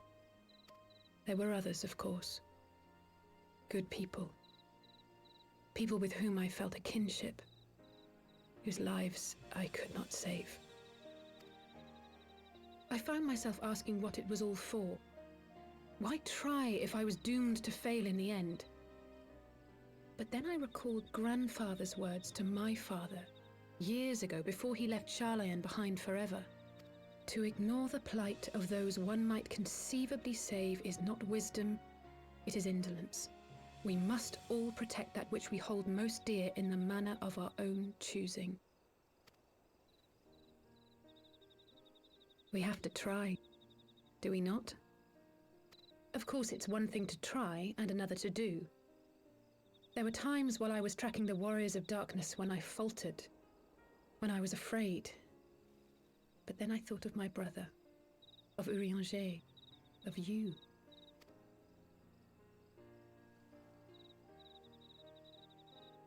Oh, pray forgive me. This conversation has been rather one-sided, hasn't it?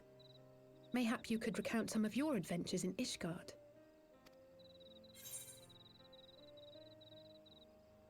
Let's see. I traveled far and wide with two companions, Asinian and Yazel, who were under some rather unique circumstances. I had the pleasure to fight alongside Sir Aymeric when Elfanaud and I came to at last to Dravidian hinterlands.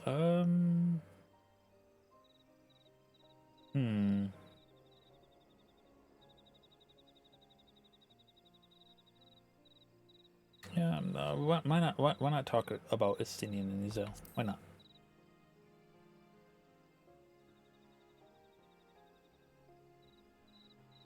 Gods! They must have been at each other's throats from dawn till dusk. I dare say you managed to keep the peace, though. Merely being in the presence of the Warrior of Light is surely enough to shame anyone into behaving.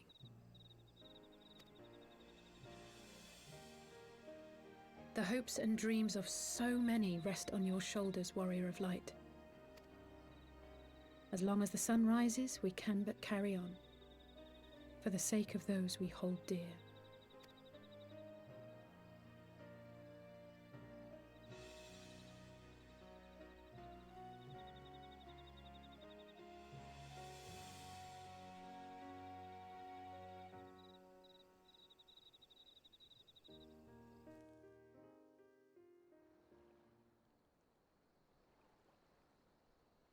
What's an Estinian? I don't know. Some kind of soup.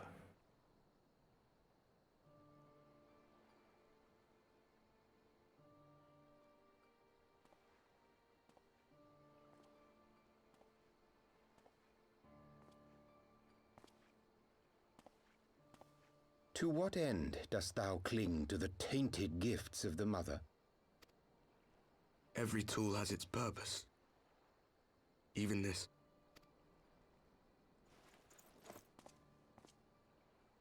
Well, what is it? The seeds sown in Vilbrand have been plucked from the earth and left to wither. Alas, Titan's demise sufficed not to drive the kobolds to deepest desperation.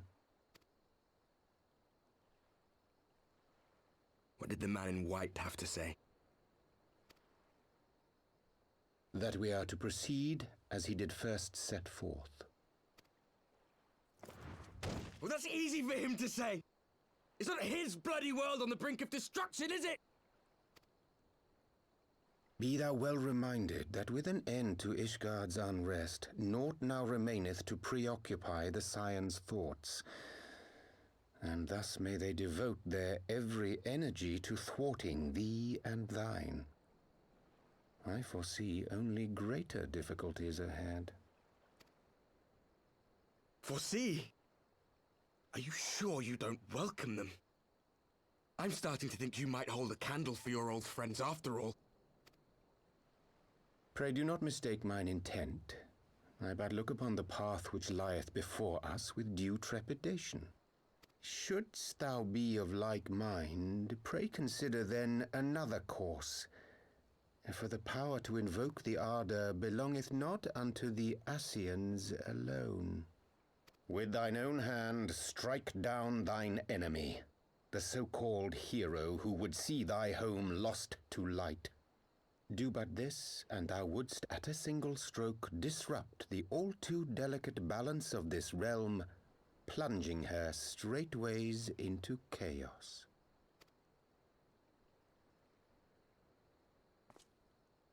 You do realize what you're suggesting, yes?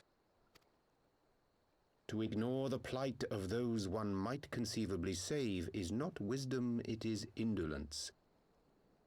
The words of my teacher, and a creed I hold close to my heart.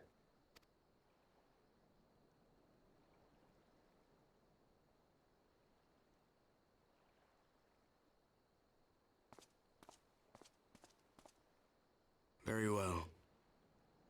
Draw him out. We'll make it quick. It shall be done.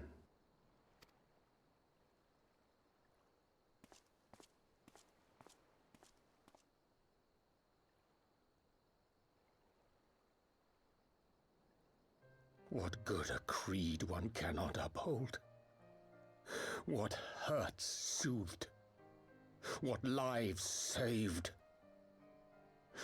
Oh, hapless fool, what hast thou wrought by thine own hands? Minfilia, my friends, I shall not now beg your forgiveness. Full deeply though it paineth me to walk it, I shall not stray from my chosen path. As Moonbreeder remains steadfast, so too shall I.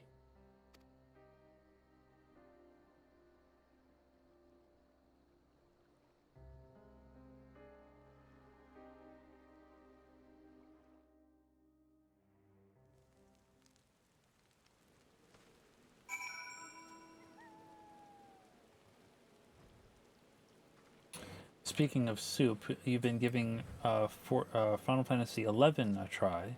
That game is old. Yeah, it is very old. I mean, I played it for about a month.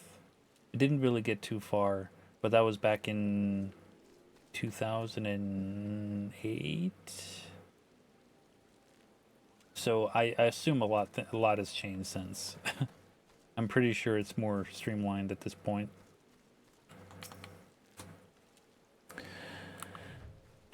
What ho, Bat? I trust you had a good night's rest.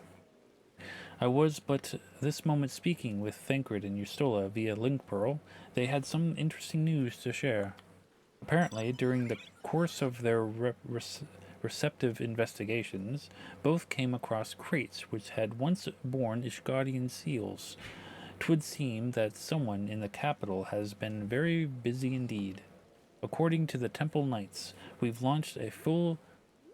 Accordingly, the Temple Knights have launched a full-scale investigation. Sir Aymeric believes that it is only a matter of time before the culprits are found, but we shall have to wait and see. In the meantime, it seems only prudent to look into the recent activities of the other tribes, in case they too were flushed with Ishgardian crystals. And with that in mind, I suggest we pay Urianger another... Wait, where's Alizé? She was here a moment ago with Gabu. Oh, I gotta go find Alizé. You've been playing Horizon 11? It's only goes to the first expansion? Okay. I'm not sure what Horizon 11 is.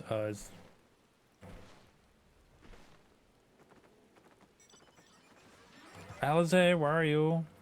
Alizé? Oh, there you are, at the end of the pier. Hello, Gabu. Still not talking to me. I must have offended him.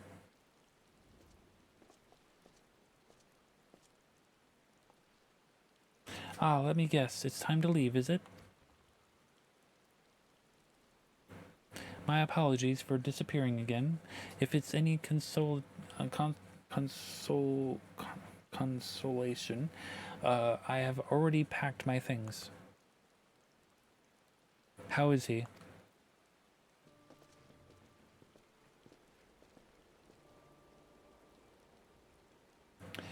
Brother, Commander, something tells me you're not solely here out of concern for his welfare. But to answer your question, there has been no change. He will not speak or eat. I'm not even sure if he slept. If he did, he seemed none a better for it.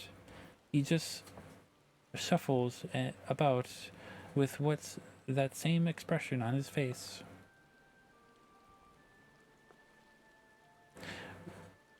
You will look after him, won't you, Commander? And treat him with every kindness. He is still in there, I know it. Beneath the anguish and despair, he's still fighting with all his heart. He deserves to be given that chance until he comes back to us, until we know for certain what is to become of him.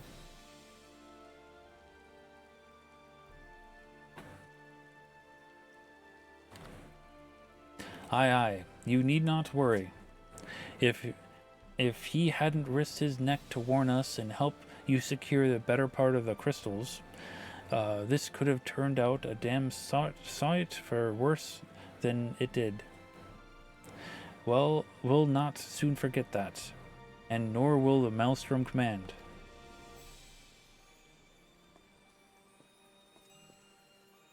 I'm so sorry, Gabu, I truly am.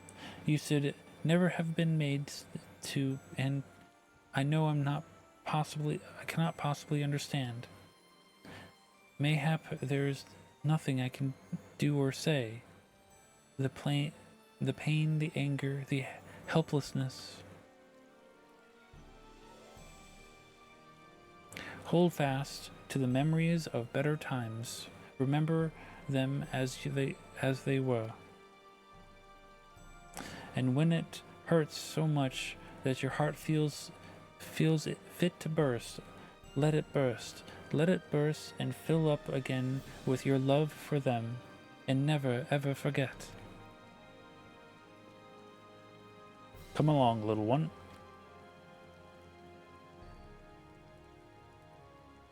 I will remember them, and you, Alize. Thank you.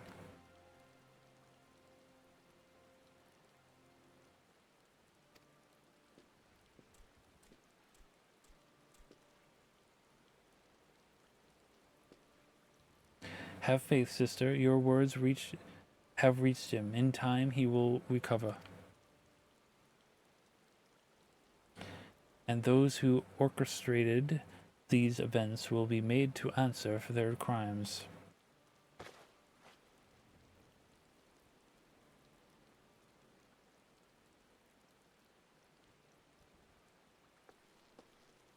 A 1,000 times over, there will be a reckoning.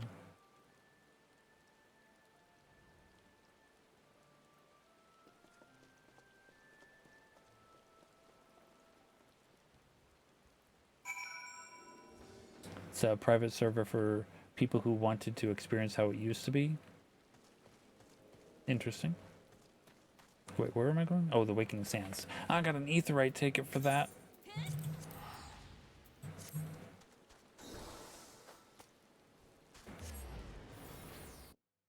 I've only got one more left. Don't make me return yet again, because I ain't got no more.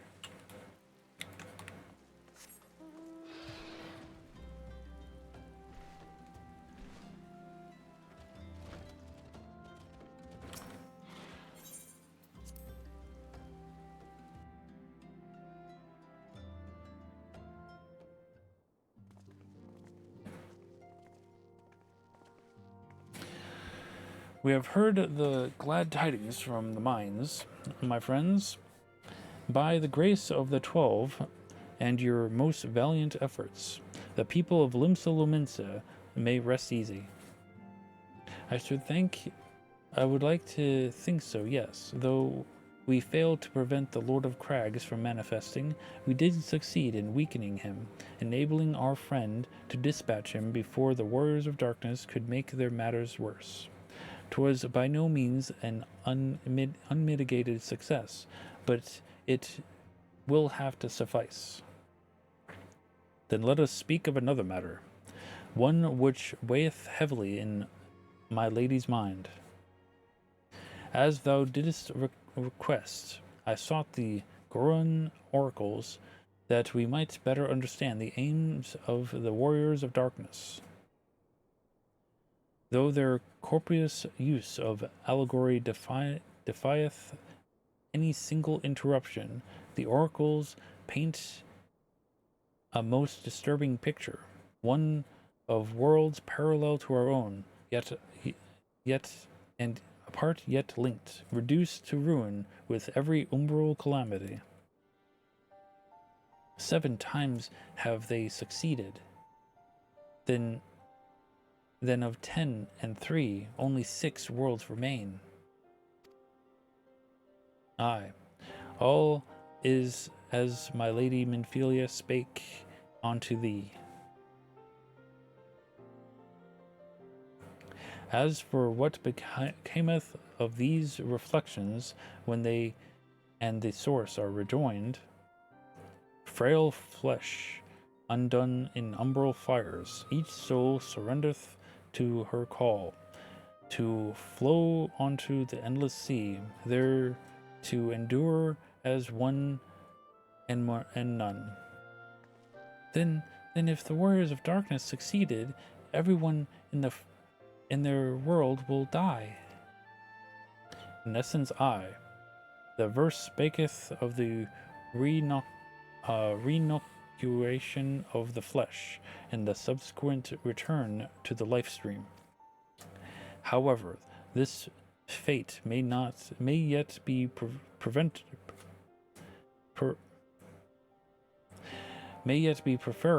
to the alternative.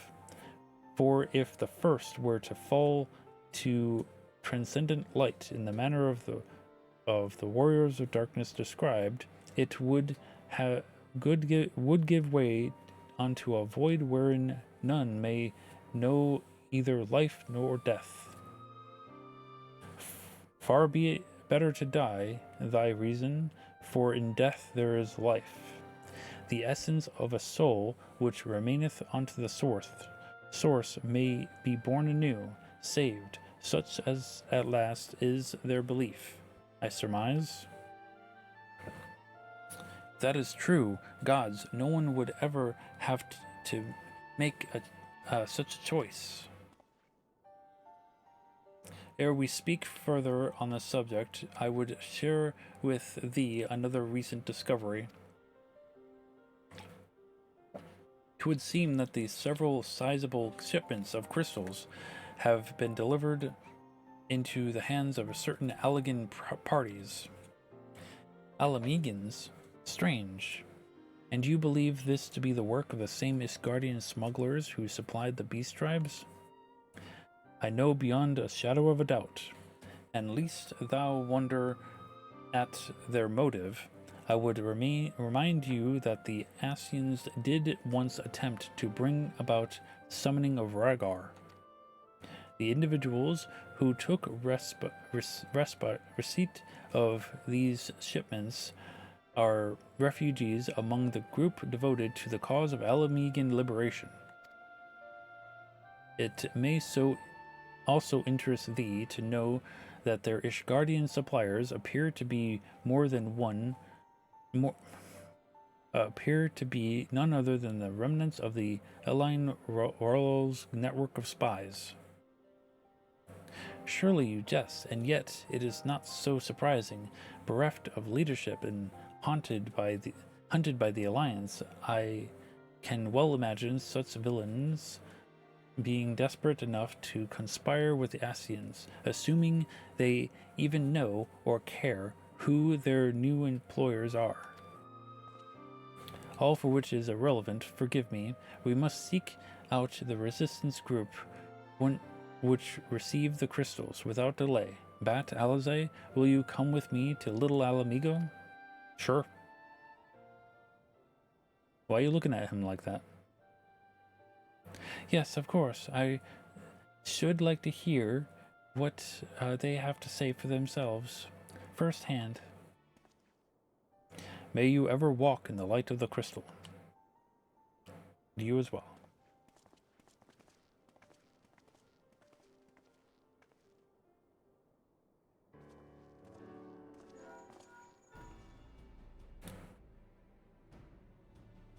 Alphinaud, Alze, Bat.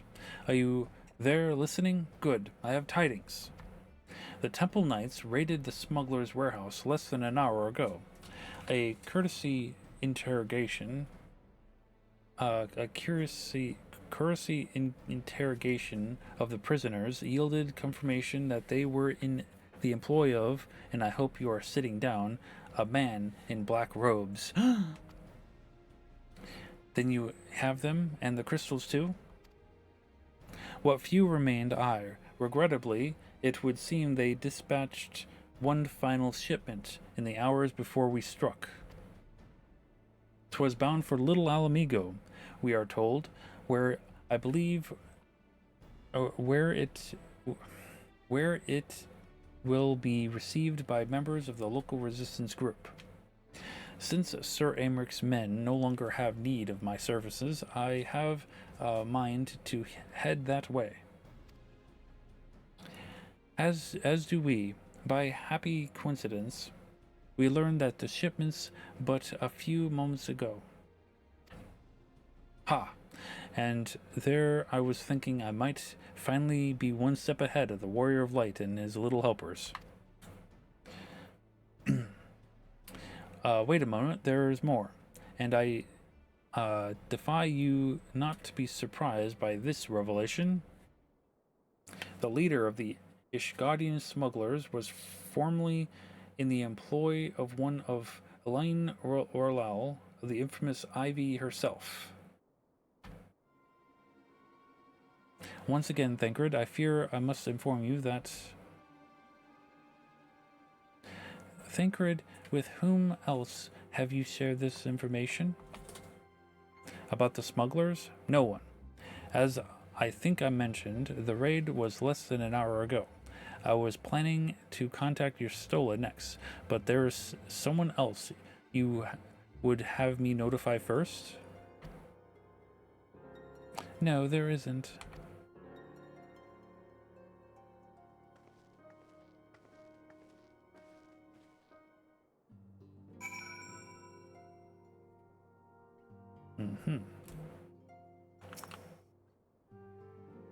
What in the world has gotten into her? It is twice now that she has thought we have sought Urianger's aid, and twice she has treated him as if he were a stranger. The Archon was one of Grandfather's most dedicated pupils, and spent as much time at the Lavier estate as we did. He's practically a member of the family. Truth be told, I struggle to recall a day from my childhood when I did not see the three of them laughing together. If it continues, I may have to rise the matter.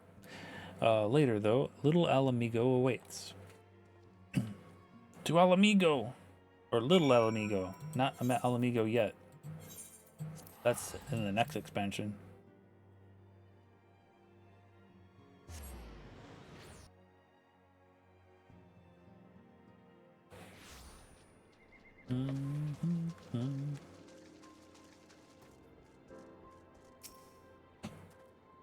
Still no sign of Thancred. I will get to the bottom of this. Oh, forgive me, it has been a long day. Did you have something to say? Urianger, I've always struggled to understand what was going on in his head, now more than ever. Listen, Bat, if anything should happen, it should be me who... I just know that I am prepared to do what must be done. Right then, to more pressing matters, since we have no idea when Thancred might arrive, I suggest we see what information we can gather in his absence. Alright. When we were free! Alphinaud is eager to get to work. So, to review, we are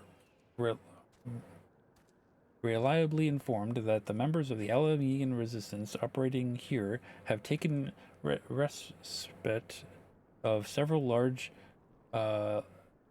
shipments of crystals. Our task of being ascertained who and why. Given the size of this settlement, I find it hard to believe that anyone here could be wholly unaware of the resistant movements. The challenge, of course, will be finding individuals who are both able and willing to share such information with outsiders. It would seem sensible to divide our forces. Bat, why don't you question the residents in the eastern half of the town? Elze and I will do the same in the west, and afterward we can rendezvous here to share our findings. Okay. I mean, I don't see why not. Everyone's friends here. We have friends here.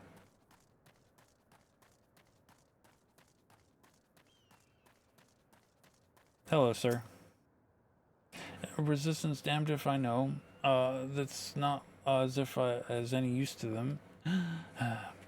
If you set more by all these tales of secret weapons, good luck to you, but I'm too old for the masks and bedtime stories, and this is our lot, and it's time we get used to it. Okay. Yep. Hello there, Sifrid. Ah, let me guess. Come to join the fight, have you? No need to deny it. My friend, if let's see, you're not the first to answer the Griffin's call. Who's the Griffin? Well, he's a little fire in every Alamigo's heart. He's also inspired more than a few Uldanians to pledge themselves to the cause, and little wonder the Garleans won't stop until we're all under a yoke. Mm-hmm. Oh. It's a person over there. Hello, sir. I see you there going around asking questions, looking for a griffin, as is a lot, I bet. Seems they're the talk of Little Alamigo these days. Folk were wondering what he's about, what he's got in store for the Garleans, and what under that mask of his. Some say he's hardly got a face. What with that scars. Others reckon he's been marked for death by the Empire, and they'd send the bloody legion if they knew he was here. Your guess is good as mine. Yeah, I see. Yes, guess as good as mine's. Gotcha. Hello, Alphanode. I suppose I would ask what you learned, but I think I already know. The Griffin seems to be a leader of a newly formed faction within the Resistance, the Masks. Yet despite their growing popularity, no one seems to know much about them. Only that they are the most aggressively militant group to join the movement in recent memory. Indeed, many claim their commitment to the cause of Alamigan liberation is unrivaled. We can but hope their revolutionary favor is never channeled in the direction of a primal.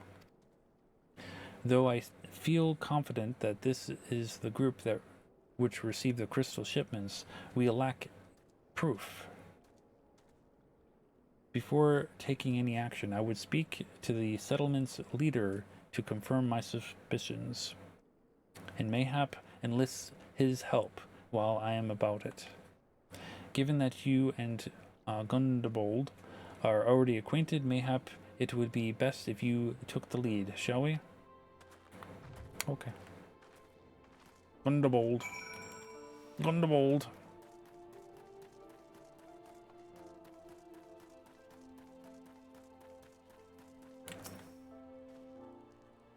Much as it pleases me to see you again, Bat, I cannot help but wonder if I should be worried. I hear you and yours have been asking questions. Griffin, I know of him, as do we all. He and his masks have become our leading faction within the Resistance. Though there is suspicion at first, given his secretive ways, he quickly proved himself a charismatic and capable commander. Men are drawn to his passion and his vision. They truly believe that he is what it takes to lead them to victory. Yo, Borb, how's it going? Even I cannot help but admire the man for which he's accomplished. But I have not forgotten Wilred. He was blind to the danger of his ambitions, and you were not. The Griffin will soon deliver a speech to our people at the sunken temple of Quarn. Go and see with your own eyes. Weigh his words with your own heart.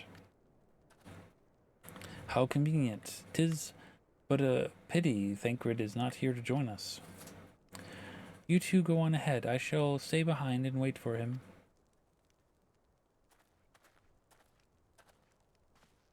Alright. To Quarn. We're going to Quarn. How do I get out of here? I forgot how to get out of here. Oh, okay. To Quarn.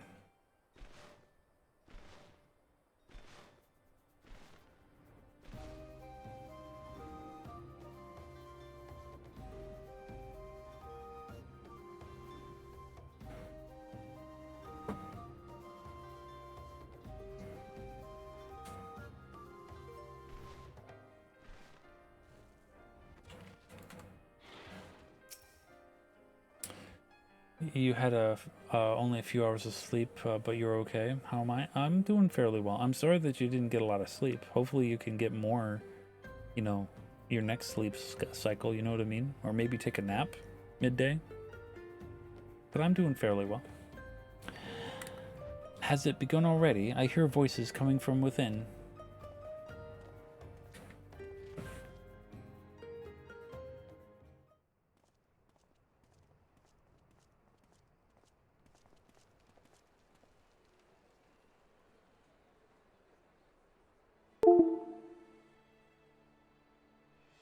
Hey Keishi, how's it going? Brothers and sisters, 20 years ago, Alamigo, our home, was claimed by the Garlean Empire. In our haste to overthrow the King of Ruin, we turned a blind eye to our foes in the north. With our glorious revolution, we but laid a path for a new tyrant to succeed the old. And when confronted with our failure, we fled.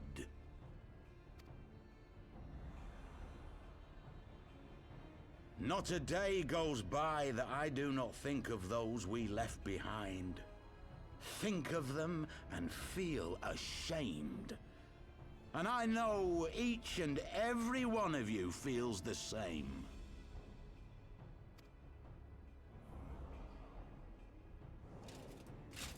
We abandoned them, our own flesh and blood, to labor till their backs gave in and their breath gave out, building the twisted steel ramparts which now mar our once majestic mountains. We abandoned them, the brave and true, to fight and die for their country, or worse, to be conscripted and sent off to rob another poor bastard of his home. We abandoned them, the meek and powerless, to bow and scrape when the Garleans pass, to sully themselves that they might live to see another day of misery. The Black Wolf may be dead, but a new Imperial Viceroy reigns in Alamigo now. A beast, not a fraction as merciful. You all know the Eorzean Alliance will do naught to oppose him. For all their promises and platitudes, they will not act if there's no profit in it. Only we can free our brothers and sisters from the Empire's tyranny, my friends. Only we have the courage to stand and fight. They have imprisoned us. They have enslaved us. And they have murdered us. But no more! Blood demands blood, and the Garleans shall pay for every drop they have spilt upon our lands.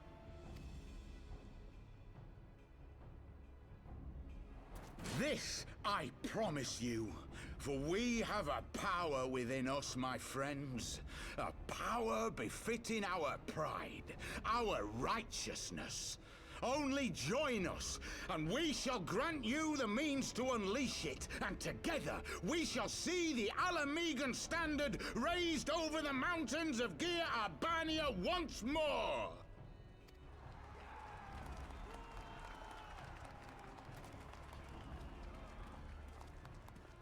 A power befitting their pride. Not at all ominous, that. Wait, is that...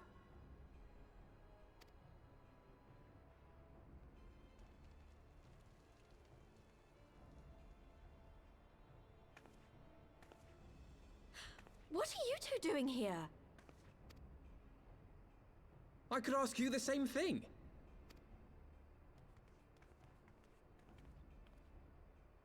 Well, well, this is quite the surprise. If you see what I see, if you feel as I feel... Might I suggest we continue this conversation in more agreeable surroundings? For it is not strength of arms that will win this battle, but strength of heart.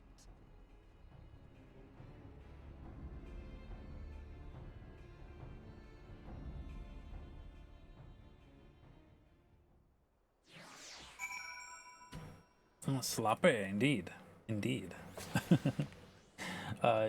Your vacation is over, so you have to adjust your sleep schedule for the early... Gotcha. I understand. I mean, I don't understand... What I don't understand is how, you know, Elfanaud, Papolino, and Ida, and I could not recognize the voice of that Griffin dude.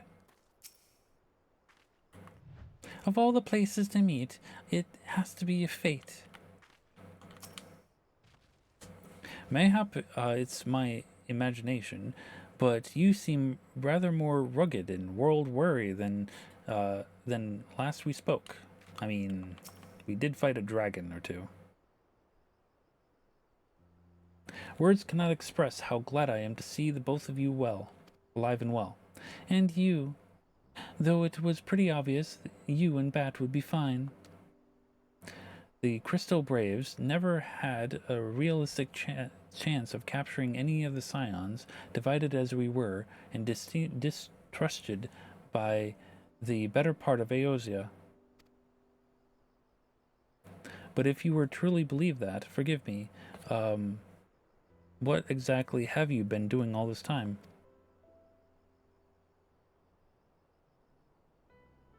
Repaying a favor. After the banquet, we had no choice but to flee Ul'dah, and we would not have been able to do so without the aid of some old friends from the Resistance. That's right, they smuggled us out of the city and sheltered us in Little Alamigo, all at great risk to themselves. Obviously, we couldn't let that go unacknowledged, so we offered to help them out with their operations for a while. We learned that the Scions exonerated, that Lolorito had severed all ties with the Crystal Braves, and that General Roban had been reinstated. We resolved to make contact, but having long since discarded our link pearls as a precautionary measure, our options were rather limited. To make matters more complicated, we were embroiled in a delicate operation at the time, leaving me with little choice but to entrust a letter to a courier. I gather from your puzzled expressions, however, that you never received it. Nope. To be honest, we thought this might happen while the masks were happy to let the refugees spread the word within the community. They're pretty strict about communicating with outsiders. Oh, and we also heard a rumor that the Griffin doesn't want us meddling in his affairs. The Griffin mistrusts the signs of the Seventh Dawn? I mean, he should. He's rather sloppy. Curious. It is well known that we are no friends of Garlemald. One would think the man we saw beseeching all the sundry to join his cause would welcome our support.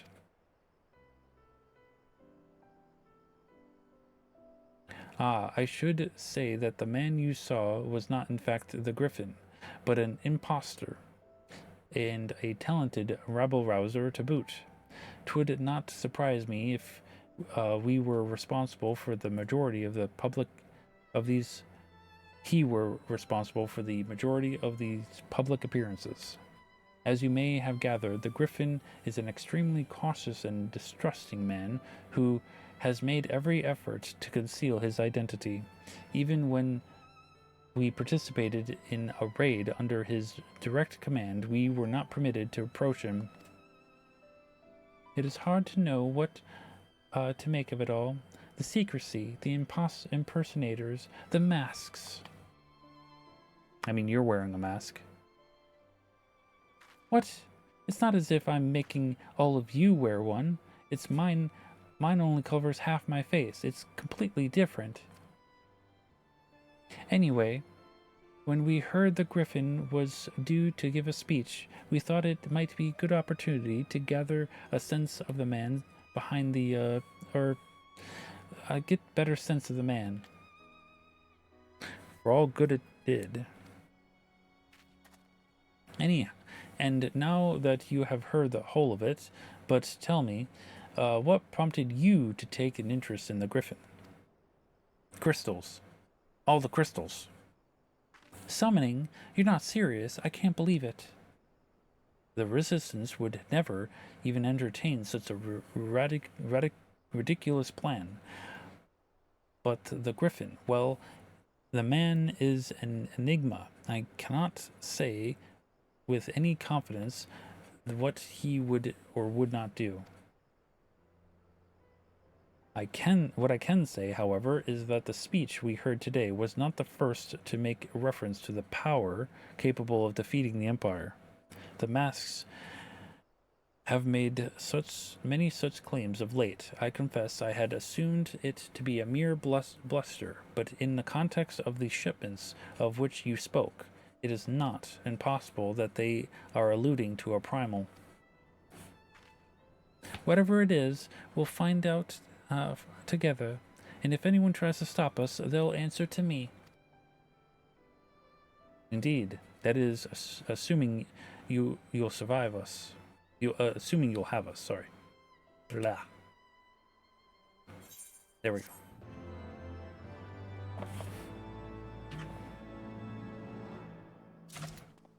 All right. Papalymo, Honorable Heroes. Papalymo has a mind to learn the Griffin's true intentions. If, as you suspect, the Griffin is indeed plotting to summon a primal, we must needs obtain confirmation while there is yet time to act. To that end, I propose we question his double. Given his role as a group de facto mouthpiece, I should not be surprised if he were the one of Griffin's closest associates. And while he may not be aware of the most sensitive details, he can probably tell us the mask's plan in broad strokes. Like the man whom he impersonates, however, he is wary of outsiders. He will not expose himself without suitable incentive. My plan is as follows. You and Elfrenod will pose as adventurers fallen on hard times, inspired by his words, to take up arms for a notable cause. Ida and I, as members of the Resistance, will recount tales of your past achievements and testify as to your usefulness in the struggles ahead. With your enthusiastic assurances still running in his ears, He will decide to welcome you in person, or we will arrange a meeting. You will need to look the part, oh great, that you might maintain this rod until we have him cornered, at least. Here, this should be enough to purchase a suitable garments from Telebot, and to have him rub a receptive amount of dirt on them for good measure. Any questions? It's a horrible plan. We did this already with Thancred. It all seems simple enough, thank you. And with that, let's be off. Okay.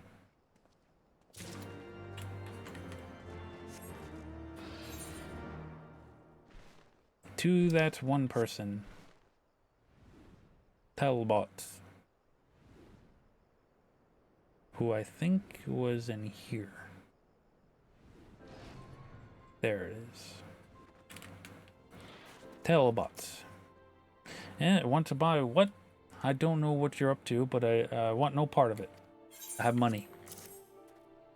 Well, you're the ones with the gill, and seeing as you're friends with Papalymo, there, tunic and slops for the both of you, tailored or treated as to your tastes.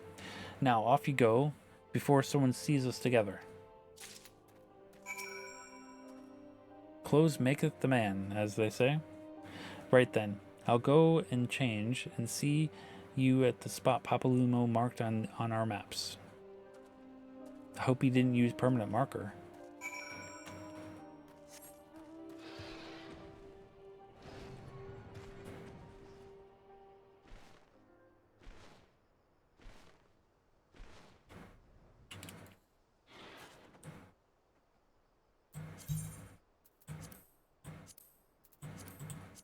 Oh yes, very fashionable. Very fashionable indeed. Well, look at us. A pair of down-at-heel adventurers seeking a chance to recapture past glories. Yes, this should suffice. And now we play the waiting game. Ah, yes, the waiting game.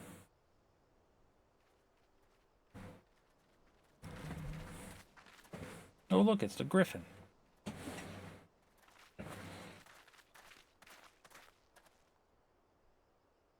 My thanks, comrades. You're welcome.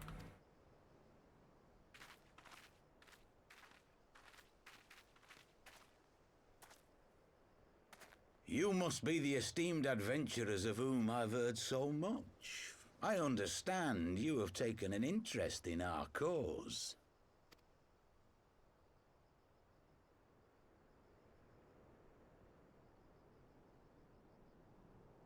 A great interest, you might say. Your words have certainly made quite an impression on my friend and I. The Resistance has long, and some would say wisely, avoided open engagements with the Garleans, but you and yours seem confident against the world in arms. I can only assume you have good reason to be so bold. Why, one might even think you are planning to summon a primal. Because that would do much to explain the sizable shipment of crystals you recently received from your smuggler friends, whom our Ishgardian allies have since detained, lest you wonder. Elfinod, you're talking too much.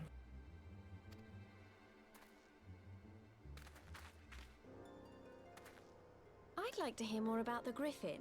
The real Griffin. Your performance earlier didn't fool us.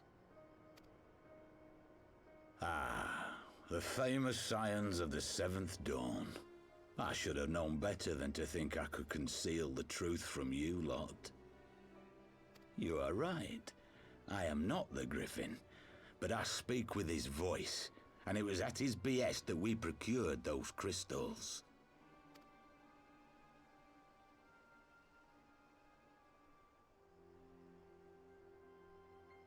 You are wrong, however, if you think that we procured them to summon a primal. We used them to reach an accord with the Amalja. In exchange for crystals to summon their god, they will aid us in the fight for Alamegan liberation. You've got to be joking. Have you gone completely mad? When people find out you helped the Lizardmen summon Ifrit, they'll turn on the Resistance. Alamigo will never be free.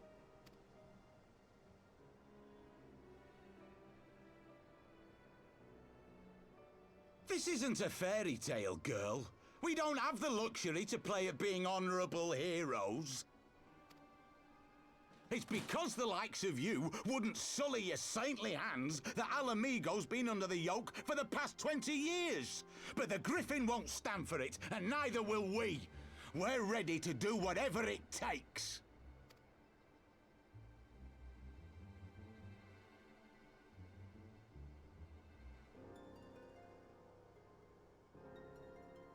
What proof do you have of this arrangement with the Emulger? What? Aside from a lack of crystals? None. But the Beastmen have a great big pile of the things if you fancy looking. You might want to hurry, though. It'll not be long before they summon their god. Search our camp if you don't believe me. We have naught to hide.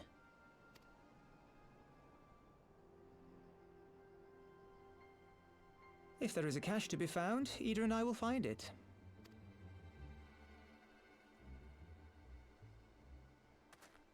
Then let us be off.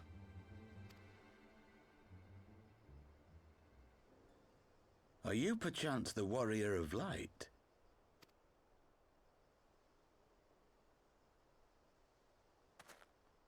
Aye, I thought so. You should know that a great many who have joined us did so because you saved them. Because you showed them that one brave man can make a difference. You saved me too once. Helped a friend over in Quarry Mill make some medicine I needed. But that was a lifetime ago. On behalf of my brothers and sisters, I thank you. You gave us hope where there was none, courage and strength when all was lost. We shall not squander your gift.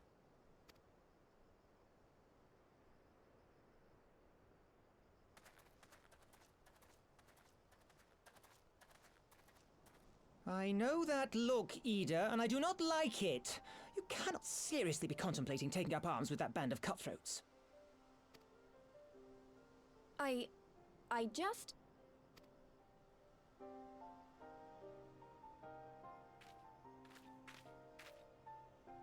If the Griffin and his men have their way, it is only a matter of time before the situation in Alamigo comes to a head.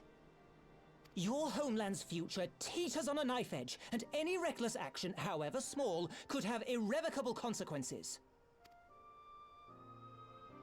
You mustn't lose sight of that, Ida.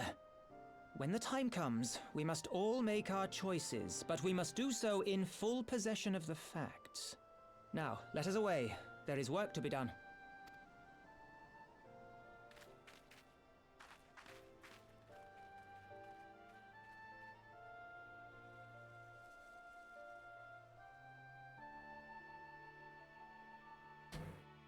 Right. Can I get out of these clothes now? Okay. Quarry Mill, he said. Do you remember? Yes, I do. Forgive me. You cannot be expected to recall every name and face. Besides, it's not as if it matters. I have long admired how you live in the present, how you focus on the problems at hand, and always keep moving forward. So let us keep moving forward. We must find and secure those crystals. This is no time for looking back.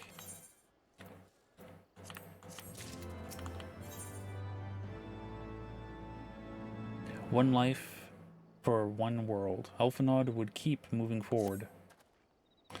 If we take the Griffin's double as at his word, then the crystals are now somewhere in Zarhok, ready to be put to use by the Amalja. We must apprise Elze of all we've learned. I will join you both in Alamigo after I've changed. Right.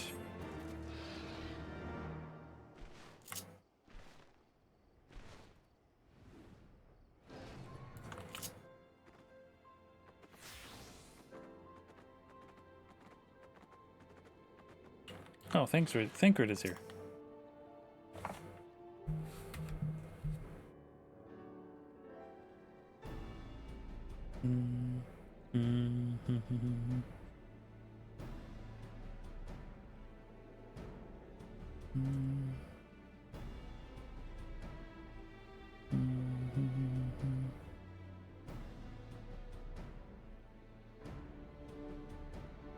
Okay. Now that Thancred has finally arrived, mayhap you would share your latest findings.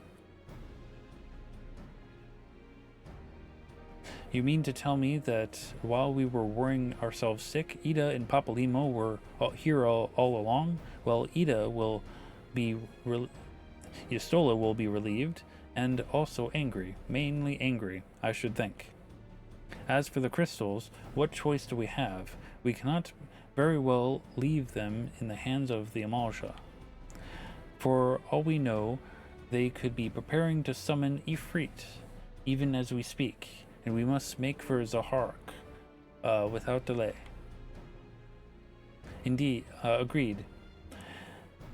If there is naught else to discuss, let us depart at once.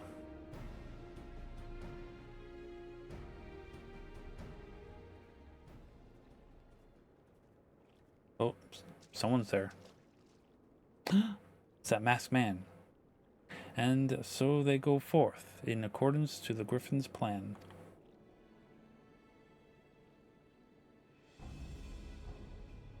The players gather to assume their marks on the stage whereof in flame. Ere long, the curtain shall rise, and the drama of which I am author, gods forgive me, shall at last be performed. Naught else remaineth, save to stand ready and pray for the chance is seized.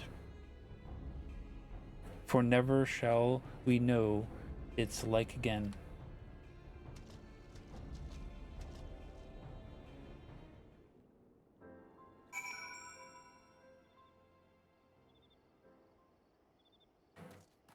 Oh no! We have to sink. I confess I expected the warmer greeting, but I must not jump to conclusions. Not until we brave the bowl of embers. We must be ready to engage the enemy at any moment. If you would make any final preparations, pray do so now. I shall await your signal. Yes, several cutscenes will... Yep, let's proceed. Let's do it.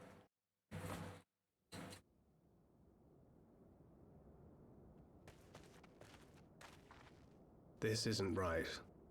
The Amalja would never leave this place so poorly guarded.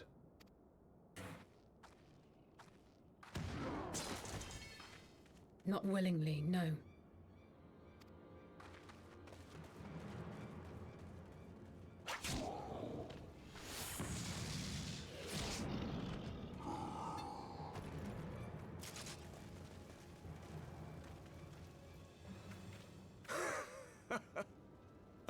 The saviors of Eorzea. Slow as ever.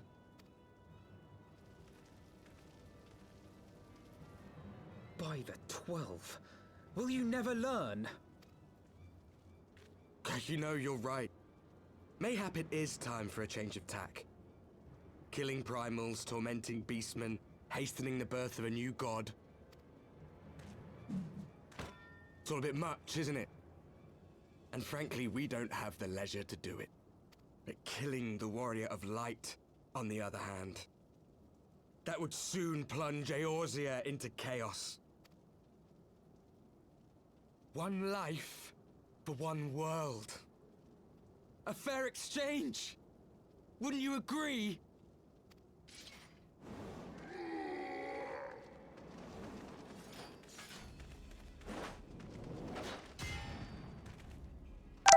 Hello. I'm a nocturnal placental flying mammal, a member of the family of Pterodiddae, or Pterodidna. If you can't tell, I'm a bat! Yes, I am. And they used to call me Batty. Batty Coda. Yo, Scooby, thank you so much for the raid. Let me give you a quick shout out real quick. How's it going? Hope you're doing well. How was Secret of the Mimic? I've never heard of... Oh, it's Five Nights at Freddy's. Okay, there we go. It's probably one of the new games that I have to admit that I've never actually played a Five Nights at Freddy's game, so I'm not, I'm not familiar with the lore. But those of you coming in, I am BatDan, or Sir BatDan. We are currently playing the main story quest for Final Fantasy XIV. We are post Heaven's Ward patches, so if you do not want spoilers for Heaven's Ward, I understand if you want to duck out. It's perfectly reasonable. And for those of you who are already here, please go and give Scooby a good follow. Very, very good person. And the gang are coming. Scooby's next. Oh, nice. Doing good. And hello there, Mac Thunderwolf. I hope you're doing well. Doing good. Is this one goal away from getting affiliate? Oh, good. That's awesome. But yes, we are. We're currently facing off against the Warriors of Darkness as the Warrior of Light. So it's dark versus light situation. If you catch my drift. I'm just there we go.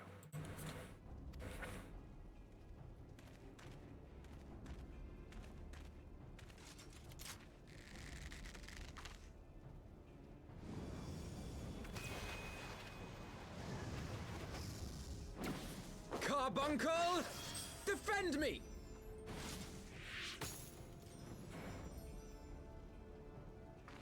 I sense you will offer more than mere target practice, unlike your sister. Alize! Should be fine.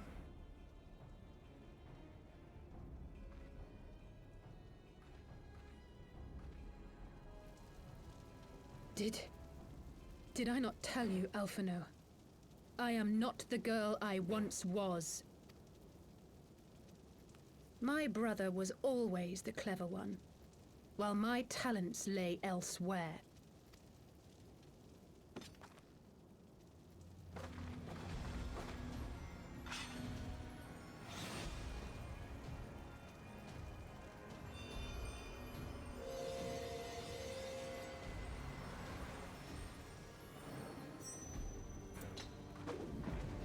She changed jobs right in the middle of battle. You can't do that. As Eorzea's blade of light once stood by my side, now I shall stand at his and defend this realm with all my might.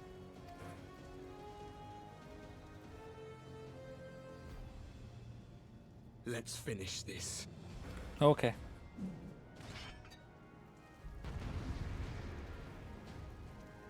They did do that. Yo, true.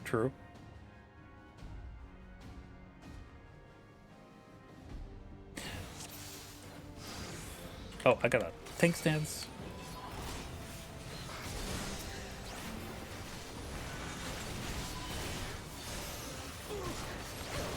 There we go. Alright. Basically, what just happened is that she changed... She changed jobs, essentially. She went from being a, what is it? A, what do you call those? There's no escape!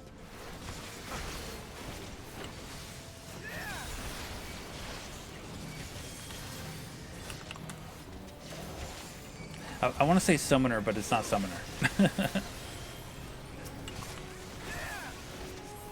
But she changed into a red mage, essentially. This is the first time you're hearing about this game? Really? You've never,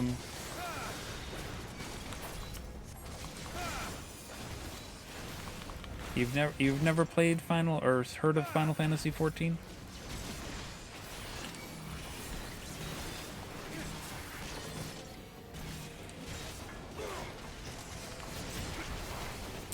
am I supposed to attack the white mage? Is that who I'm supposed to attacking?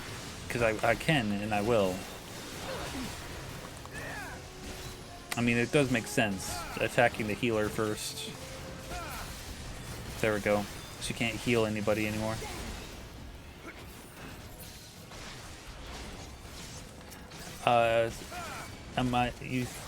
You thought I was saying that this is a new game? No, this is a game that's been going on for quite the time. It's actually like 12 years now that this game has been released, I think. Something like that. Oh no! I can't break free.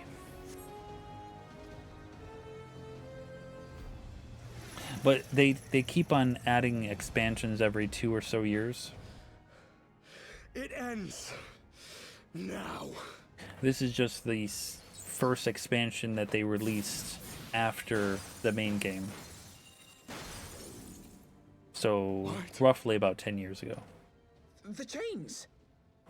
The chains. There he You is. snake! You would betray us as well? He that holdeth fast unto his convictions shall never count betrayal amongst his crimes, though all the world may call him villain. My path is unchanged, my creed sacrosanct. This I believe with all my heart. But say, warrior of darkness, and speak true, what dost thou believe? That rendering up the souls of thy world in service to the rejoining will grant it salvation? Nay.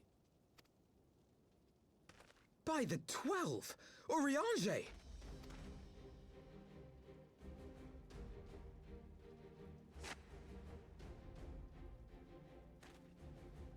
Mine apologies, Master Alphino. That the brightest light might shine, duty did compel me to walk in darkest shade. You sweet fool. I was almost willing to believe you had turned against us. I expect a full explanation when this is over. For now, may I assume you have turned your cloak for the last time? Thou mayest, my lady.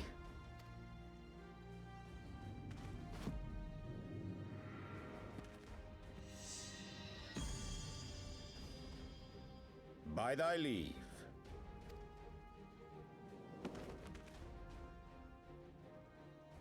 Even odds, then. No matter. We'll crush the lot of you in one fell swoop!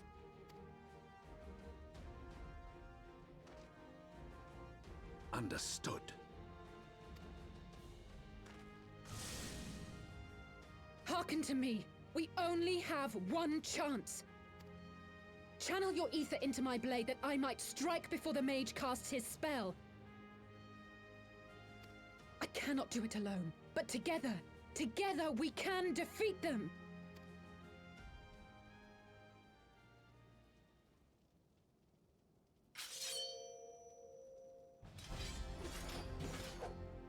Essentially, they want us to protect Alizé.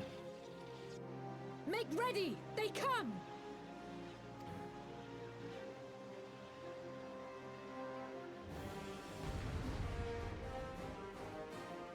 I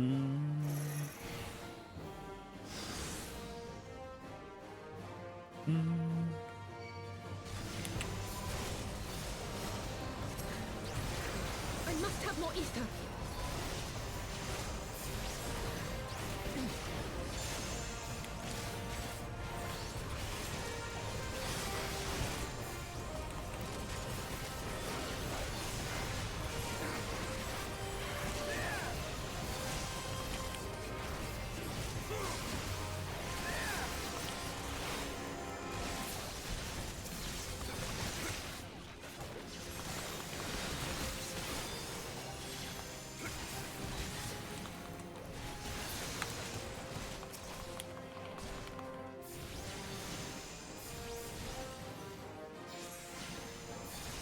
Ether!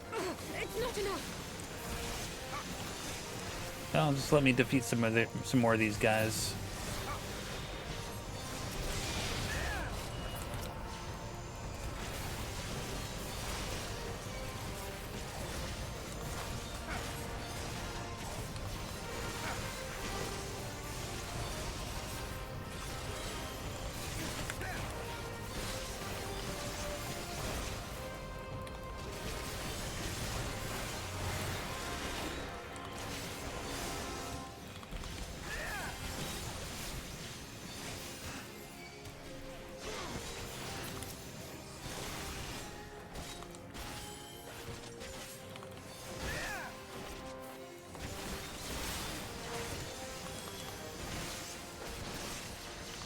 Come on.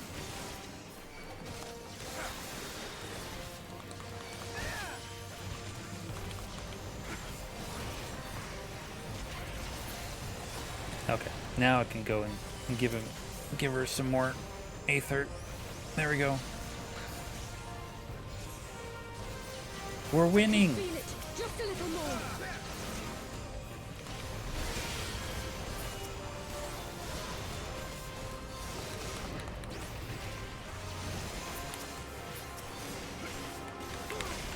I kick you.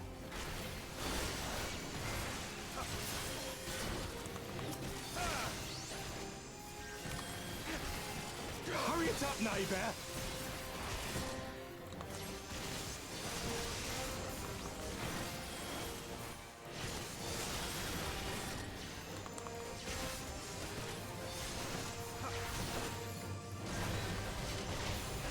I'll crush you!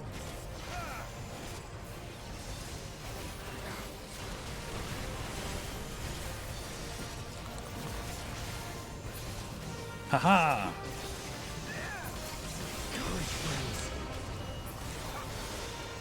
Blade of light! Blade of light! I've been interrupted. Alright, yeah, there.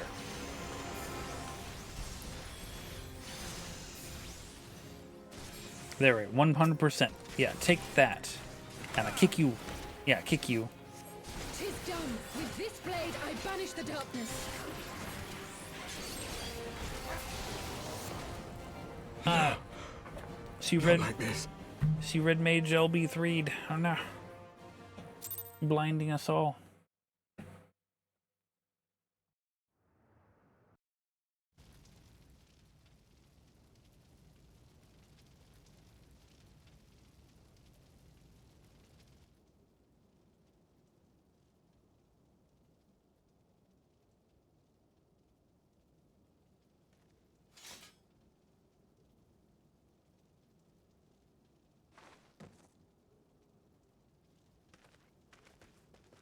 Alize, are you hurt?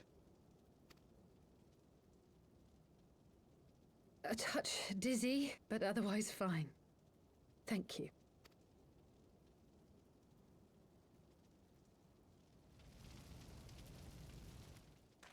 And there you have it. Our friend is too stubborn to die.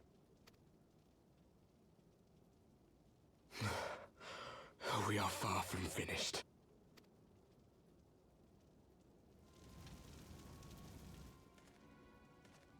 Or have you never considered how we came to this world?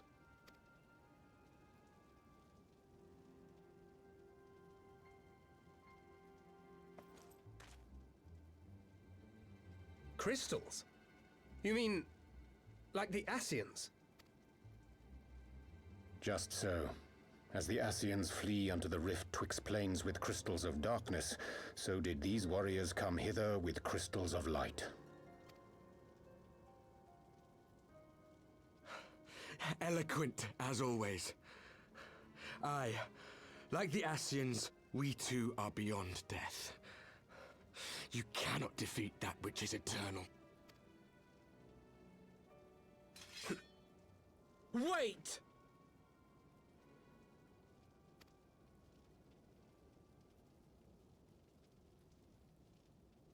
Such methods as the Ascians employ require the renunciation of the flesh.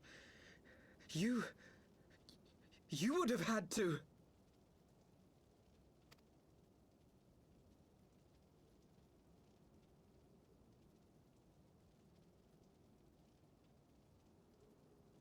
At long last, you see.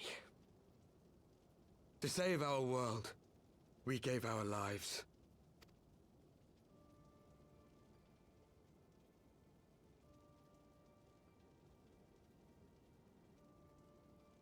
We were just adventurers trying to make our way. An odd job here, a favor there. We never aspired to be warriors of light. But word of our deeds spread, and soon people were calling us heroes. They placed their hopes and dreams on our shoulders, and bid us fight for all that was good and right.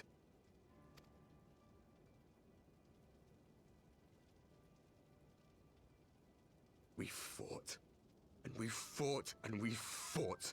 until there was no one left to fight. We won.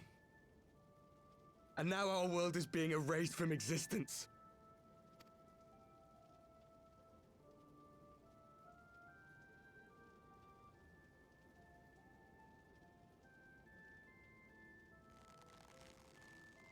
We did everything right. Everything that was asked of us, and still it came to this. You of all people should understand. We will not falter.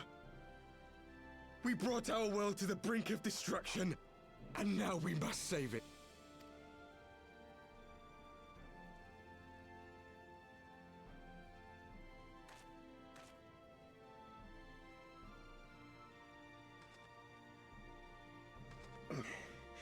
I've died before, Arbet.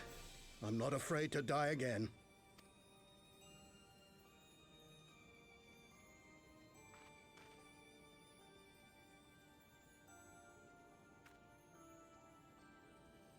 No matter how many times we fall, we must rise and carry on the fight for those we left behind.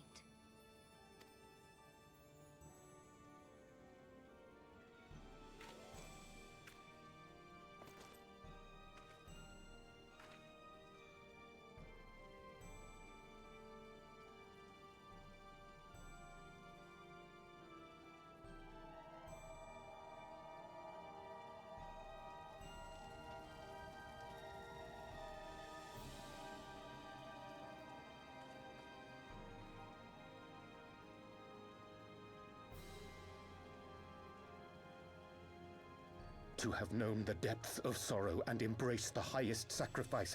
Nonetheless, Master Louis-Soix, guide my hand, I pray you, as fate's thread spinneth upon this most capricious spindle. Quickly! Thou must needs invoke the power of thy crystal.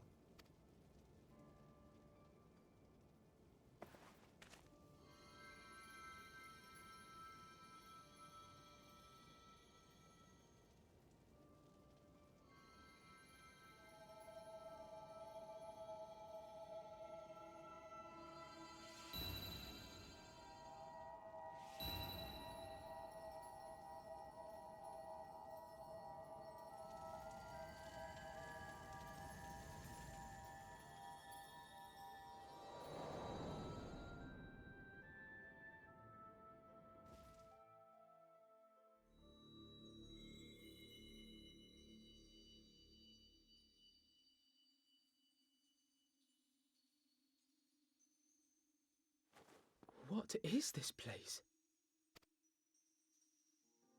Such pain. Such sorrow. Oh, my dear children. It can't be. Mother Heidelin, hearken unto your children's plea. From two worlds do we gather, and from two worlds do we offer a bounty of light.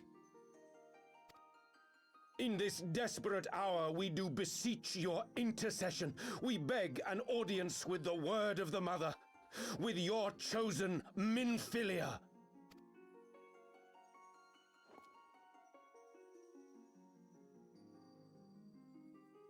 Your cries go not unheard, nor your sacrifices unnoticed. Though many are lost, there are those we can yet save, whom I can yet save.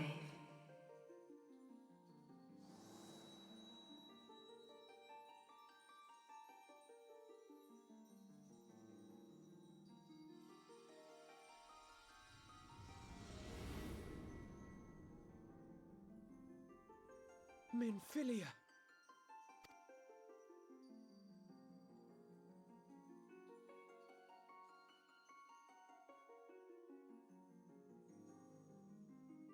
Blessed children of the first, the light of your world hath grown blinding in its radiance, but it is not yet absolute. I will hie me to your world, and there take unto myself the light which riseth even now to drown it, as darkness once did drown another. Now you deign to answer our prayers? I will suffer this farce no longer!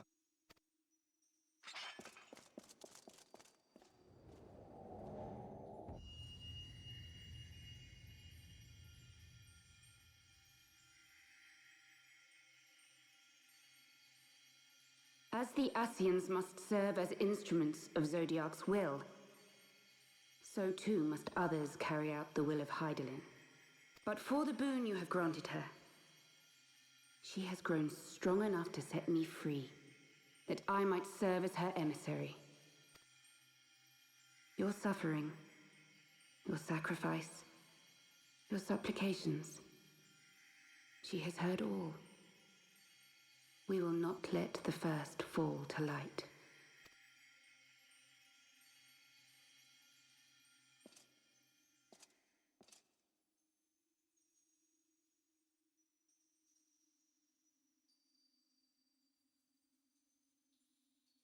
Thank you, Urianger, for bringing everyone here.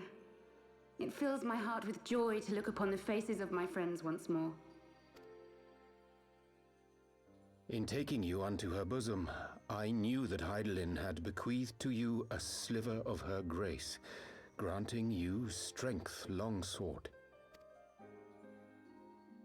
And in treating with the Ascians, I learnt of a star like unto our own, a doomed world of fallen heroes, in whom I glimpsed ourselves, the first. Full long did I search for a means to save this world, concluding at the last that the answer lay in the power of blessed crystals. And thus did I labor to set light against dark. Yet I knew from the beginning that this salvation would not come without sacrifice. For the instrument of the first's deliverance would of necessity be required to journey thither, there to remain, mayhap forever. You orchestrated all of this, not to save her, but to send her away!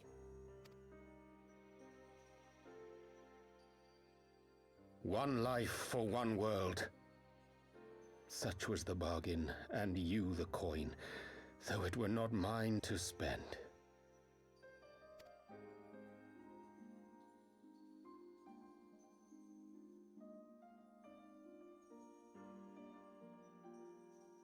Have we not walked together in the light of the crystal, and at her bidding borne witness to the joys and sorrows of this land? Each and every one of you knows my heart.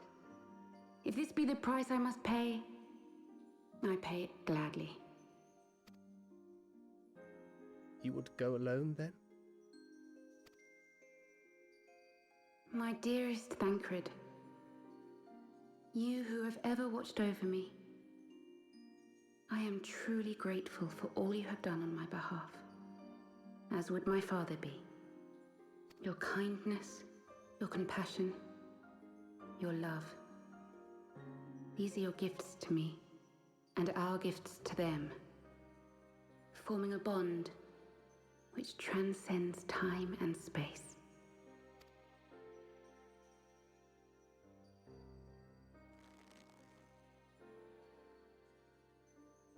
Sometimes I forget you are not the child I once knew.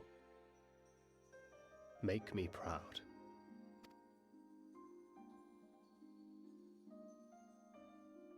Long have I watched you from Hydaelyn's side, watched as you nurtured and kept safe the light of the dawn.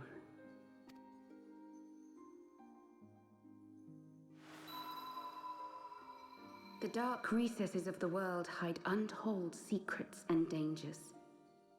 Thus do I entrust to you, Tupsimati. I pray you, keep to the path that you may never have need of it.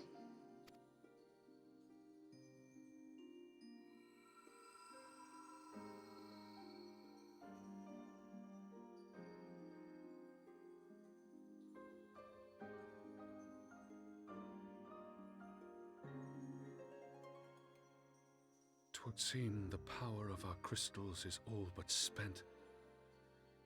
Perhaps, if there is naught else to be done.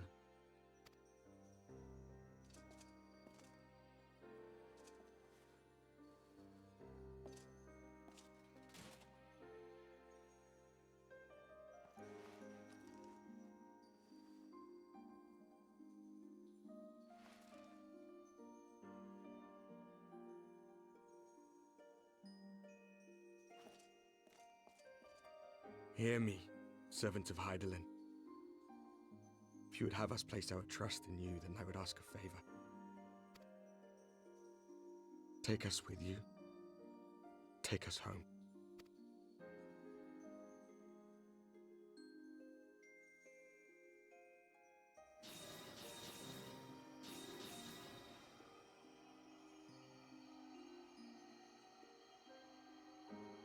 We were blind to the truth once, so I tell you this, as one fool to another. Light, dark, it doesn't matter. What matters is how you choose to use them. We made our choice and you see what came of it, so please, forge a different path. Seize a better fate.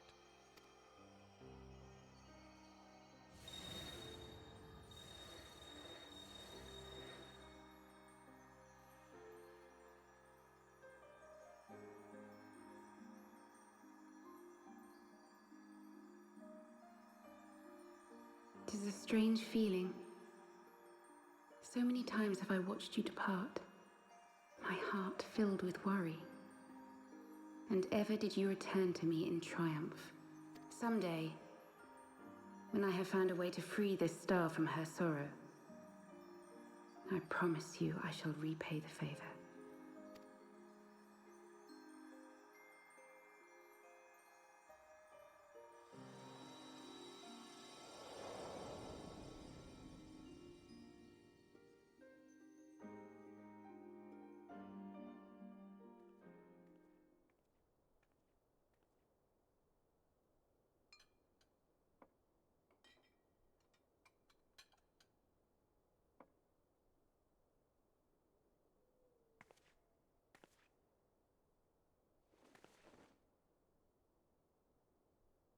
Thank you, Lemmy, for everything.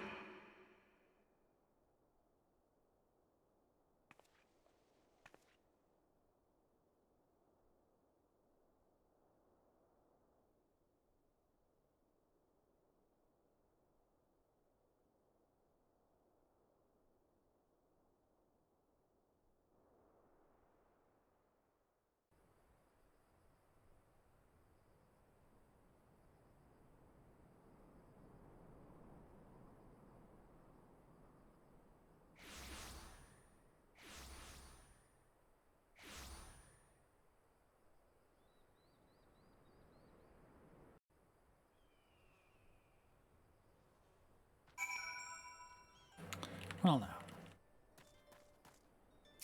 Alizé. Though things did not unfold as perhaps, I mean to say, I truly believe that she, forgive me, I should not have spoken. It is not my place.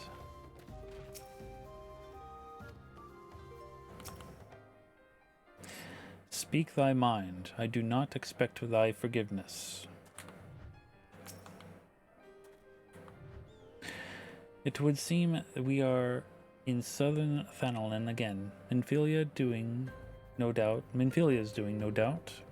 May the 12 speed her on her way, and the warriors of darkness too. I cannot help but wonder what awaits those wayward souls. If they gave their lives in order to travel to the source, then in the returning to the first, would they not? Mayhap that was their wish.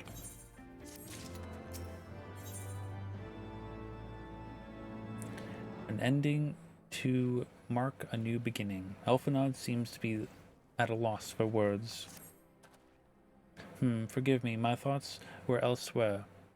And this, when I know full well there is yet work to be done. The crystals. Leave them to me. I will go back to Zaharak and secure them. The Amalja will be in a disarray after the thrashing of the warriors of darkness gave them. They are not like to notice a lone bard sulking around. But Thancred, you don't have to do this, I know, but I want to. I will see you at the Rising Stones. I should go and find Ida and Papalymo. They must have finished searching the Mask's camp by now. Not that it matters anymore.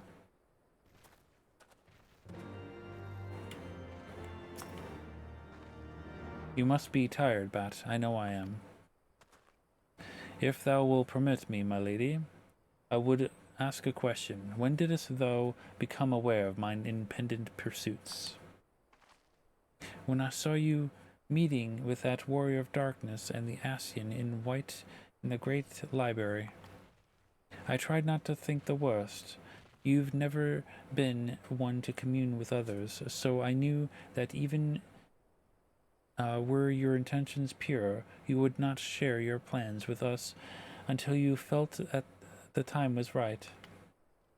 But I cannot deny that part of me feared you had simply betrayed us.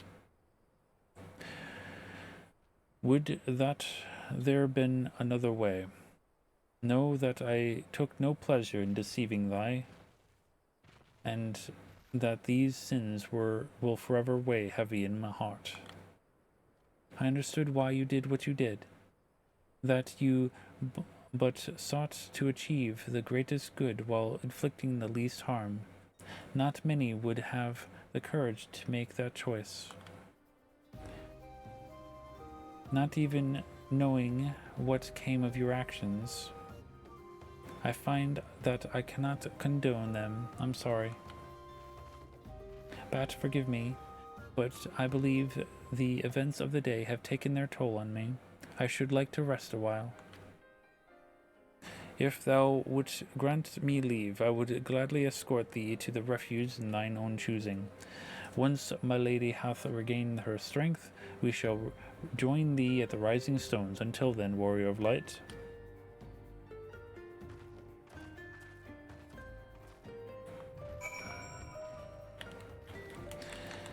Instead of Dan playing 14, he could treat it like a book. I know, right? This is basically a book.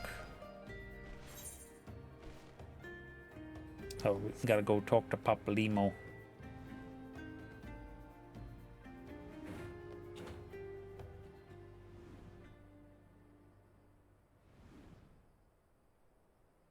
Yo, Papalymo, where are you?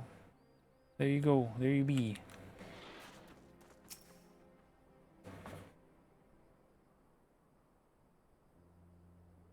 Well, Matbat, Alphanod said you would be joining us. 'Twould seem the Griffin's double was telling the truth, insofar as we found nothing resembling a sizable cache of crystals in the Mask's camp. Did you perchance find one in Zodiac? Actually, I gotta tell them of Minfilia.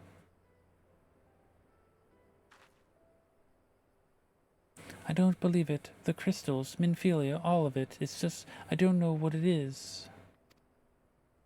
I sympathize, Ida. Even now, I struggle to comprehend that which I saw. The only thing I can say is that, with any certainty, is that I feel blessed to have been granted a final chance to speak with her.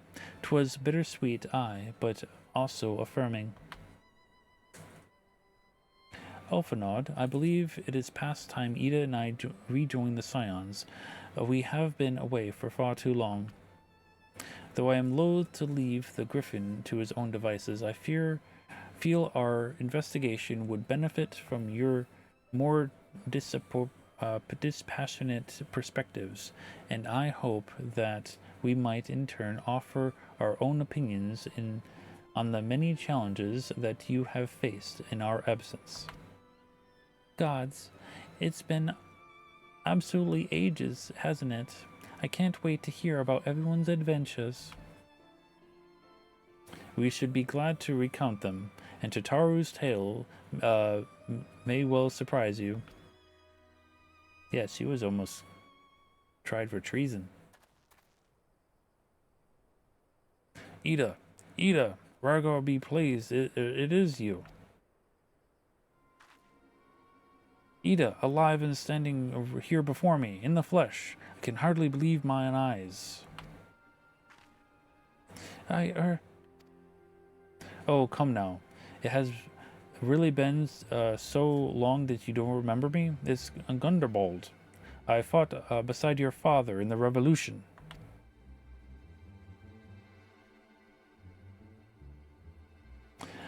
Do not think less of her, friends. It's been 20 years since the occupation sent us on our separate ways, but the resistance were always welcome in Little Alamigo. They give us hope, and young Ida most of all. Aye, Ida here was always full of fire, ever the first to volunteer for a mission, until the day she up and vanished. That is, there were rumors, and we feared the worst, but here you are, alive and well, looking nary a day older. Well, what can I say? I'm sorry for running off like that and making you all worry. It's a long story, but you see, I got involved with friends here and the Scions. Oh, I'm sorry, we were still in the circle of knowing back then, right? Anyway, I wanted to come back and tell you, but it was all very sensitive stuff at the time, and as you can see, I'm completely fine. I know we've got a lot to talk about, and we will, but right now, I've got to hurry back to our headquarters. My friends are expecting me.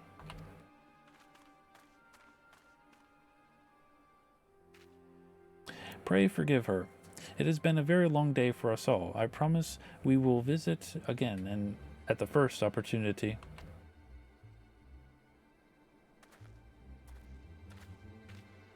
Let us return to the Rising Stones. Yes. Could it be that Ida isn't who she says she is? Hells take me for giving you that mask.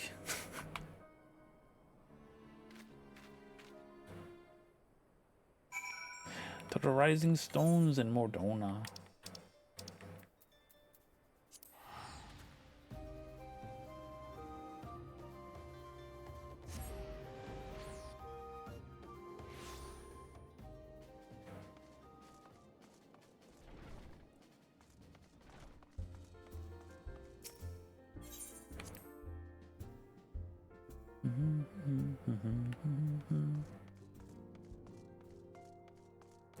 Yo, Flamin.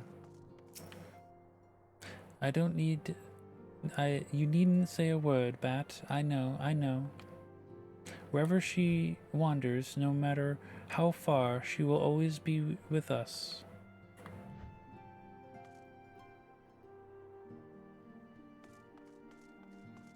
Hello, Ulfanod. Welcome home, Bat. I trust your journey was uneventful. If you will be pleased to hear that Thancred has secured the crystals. He sent word a while ago. Once he has delivered them to safety into the Temple Knights' care, he will rejoin us here, and we can declare that this matter officially resolved. While awaiting your arrival, I took the opportunity to contact Yustola and Kryl, and brief them on all that has occurred. I also requested that they return to the Rising Stones at their earliest convenience. Now that our lost friends have been found, it would seem meet to discuss the future. Right. Sure, that sentence made a lot of sense. Yo, we're all together again.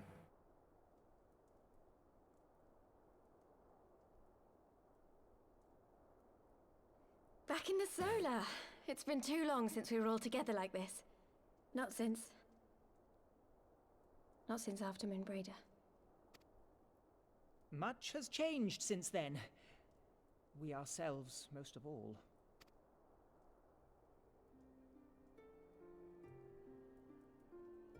Though not all who were lost could be gathered here today, we may take comfort in the knowledge that those who are not are carrying on the fight. While I am grateful to our friends in the north for their hospitality, it isn't half good to be back. But, as Papalima rightly said, much has changed since we last stood here. The scions of the Seventh Dawn are not as they once were, nor should we be. Our travels in the north brought us into contact with a host of fine and generous people, and their selfless deeds serve to show me that it is not lofty causes that should inform our actions, but our hearts. And I hope that the scions might continue in this manner, as individuals driven by individual principles. Provided we all sincerely desire to work towards Eorzea's salvation, I believe the paths we follow to achieve it need not, and should not, be dictated by any single ideal. Companions bound by a common purpose, free to go whither they will. The idea is not without merit. Very well. I shall resume my research of the primals and the elder gods of Eorzea. Should anyone have need of my findings, you need only ask. I should be glad of your continued assistance. Well, my main purpose in coming here was to see the signs of the Seventh Dawn restored and my dear friend found. Nevertheless, having involved myself in your struggles, I feel compelled to see them through to the bitter end.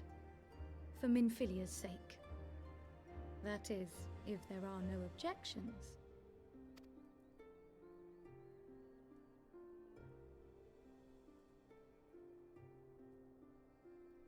You will always be welcome here, Kryl.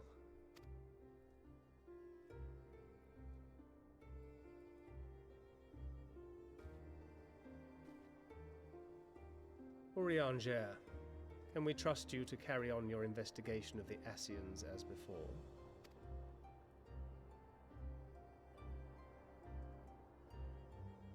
Regardless of mine own desires, I am undeserving of your trust, having so villainously deceived you all. Now, I'll hear no more of that. 'Twould be disrespectful of Minfilia's wishes. She entrusted matters here to us, that we might protect this star and understand the truth which hides at her heart. Mayhap I can handle the former, but I think you far better suited to the latter. No?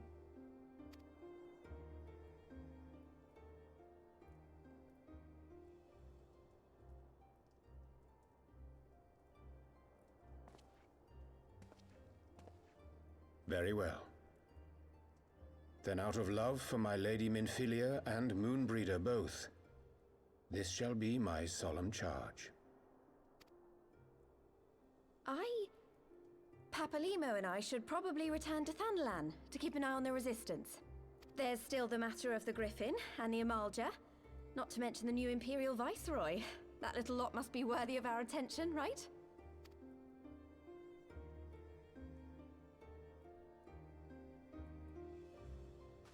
And what will you do, Alize? You know I have no great love for organizations and formalities.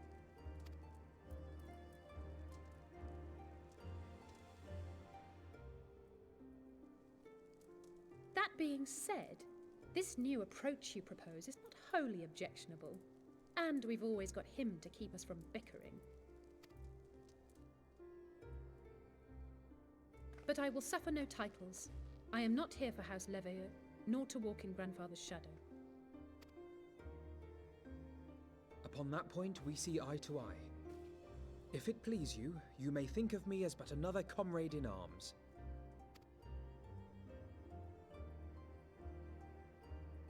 Well then, Alfie, I for my part shall see to the paperwork and the finances with my characteristic aplomb.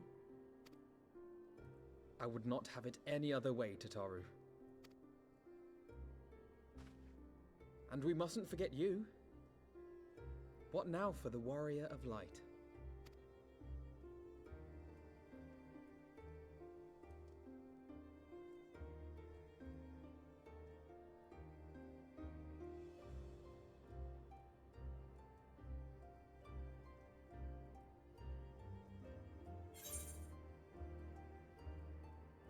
Let's see. A new adventure. What else? The road goes ever on. To strive for those we have lost. For those we can yet save. That, well, obviously that's the best answer.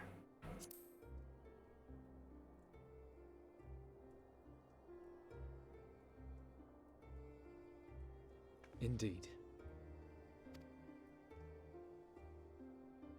The path behind us was fraught with hardship, and the path before us will be no less unforgiving. But a new dawn shall break over the realm, and I see before me the faces of those who will deliver it.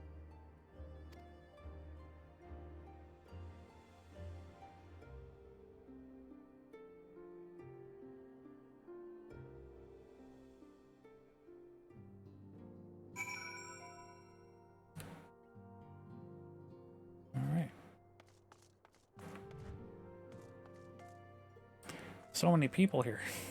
There's just so many people. Look at them, Bat. The signs of the seventh dawn. Look how far we've come. The people we've met, the moments we've shared, the losses we've suffered, the tragedies we've overcome. All of it has made us who we are today. Were we to go from here, and what of the future holds, only the 12 know. But I know that we will find out together.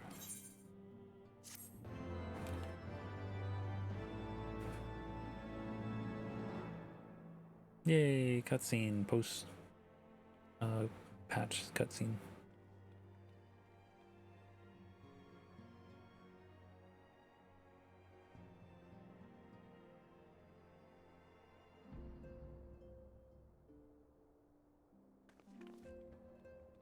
One world's heroes are another world's villains. One world's loss, another world's gain. Where men go as one, there is life. And where there is life,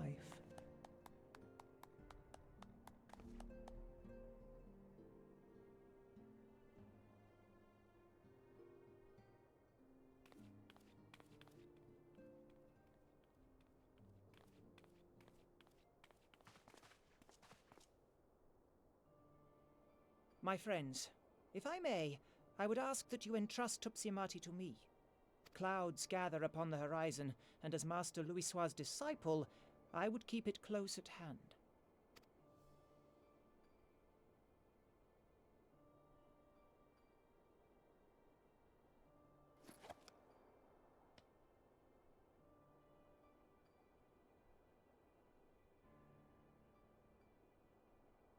Thank you.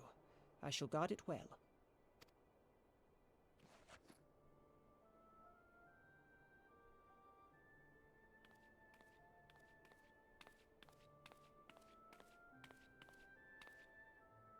There is cause to hope.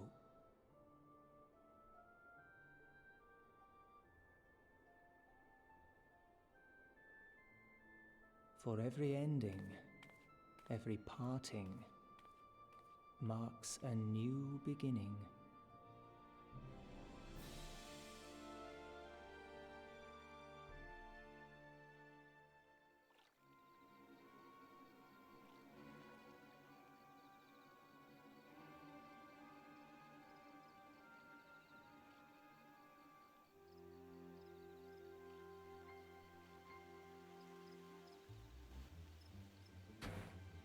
Well done, brother. You may resume your normal duties and rejoin the others. The coming battle shall be our greatest yet, and I intend to stand with you all on that glorious day.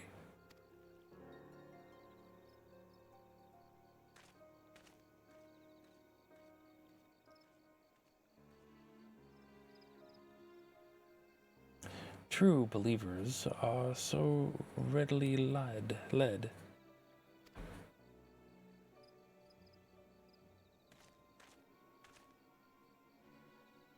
I have given them everything they desired, all for which they have prayed. I doubt you can say the same for your pawns. Let me snooze this ad real quick. There we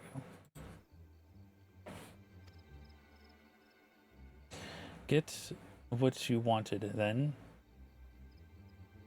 Was it all worth it in the end? There were some unexpected developments, but they were ultimately to our advantage. Be it host to a suffrage of light or dark, a world bereft of equilibrium is but a void in waiting, and a void is of no use to my master. I shall follow her emissary with great interest. As for the pawns whom you so pity, they have delivered unto me a gift, which I do now present to you.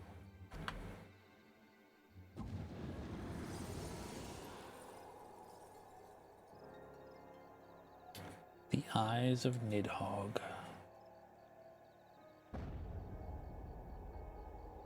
The eyes of the dragon. The eyes of Nidhogg. Many were the candidates considered, but by your deeds you have proven yourself the most deserving.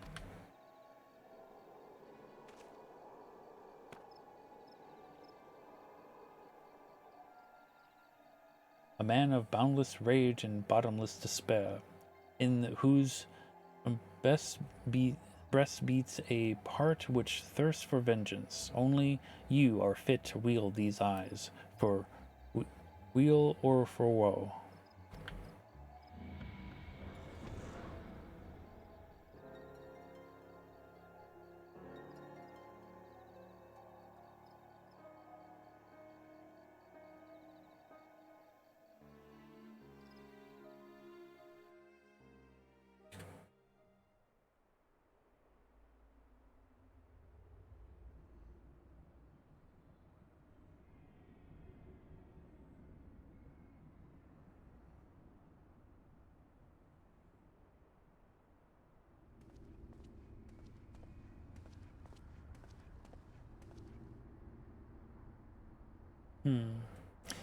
So it was here all along.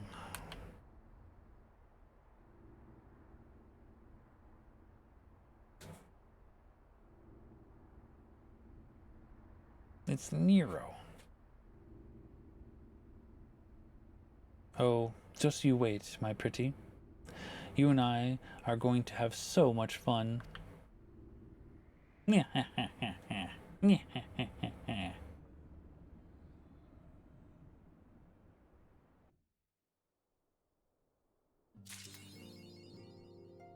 No retreat, no surrender.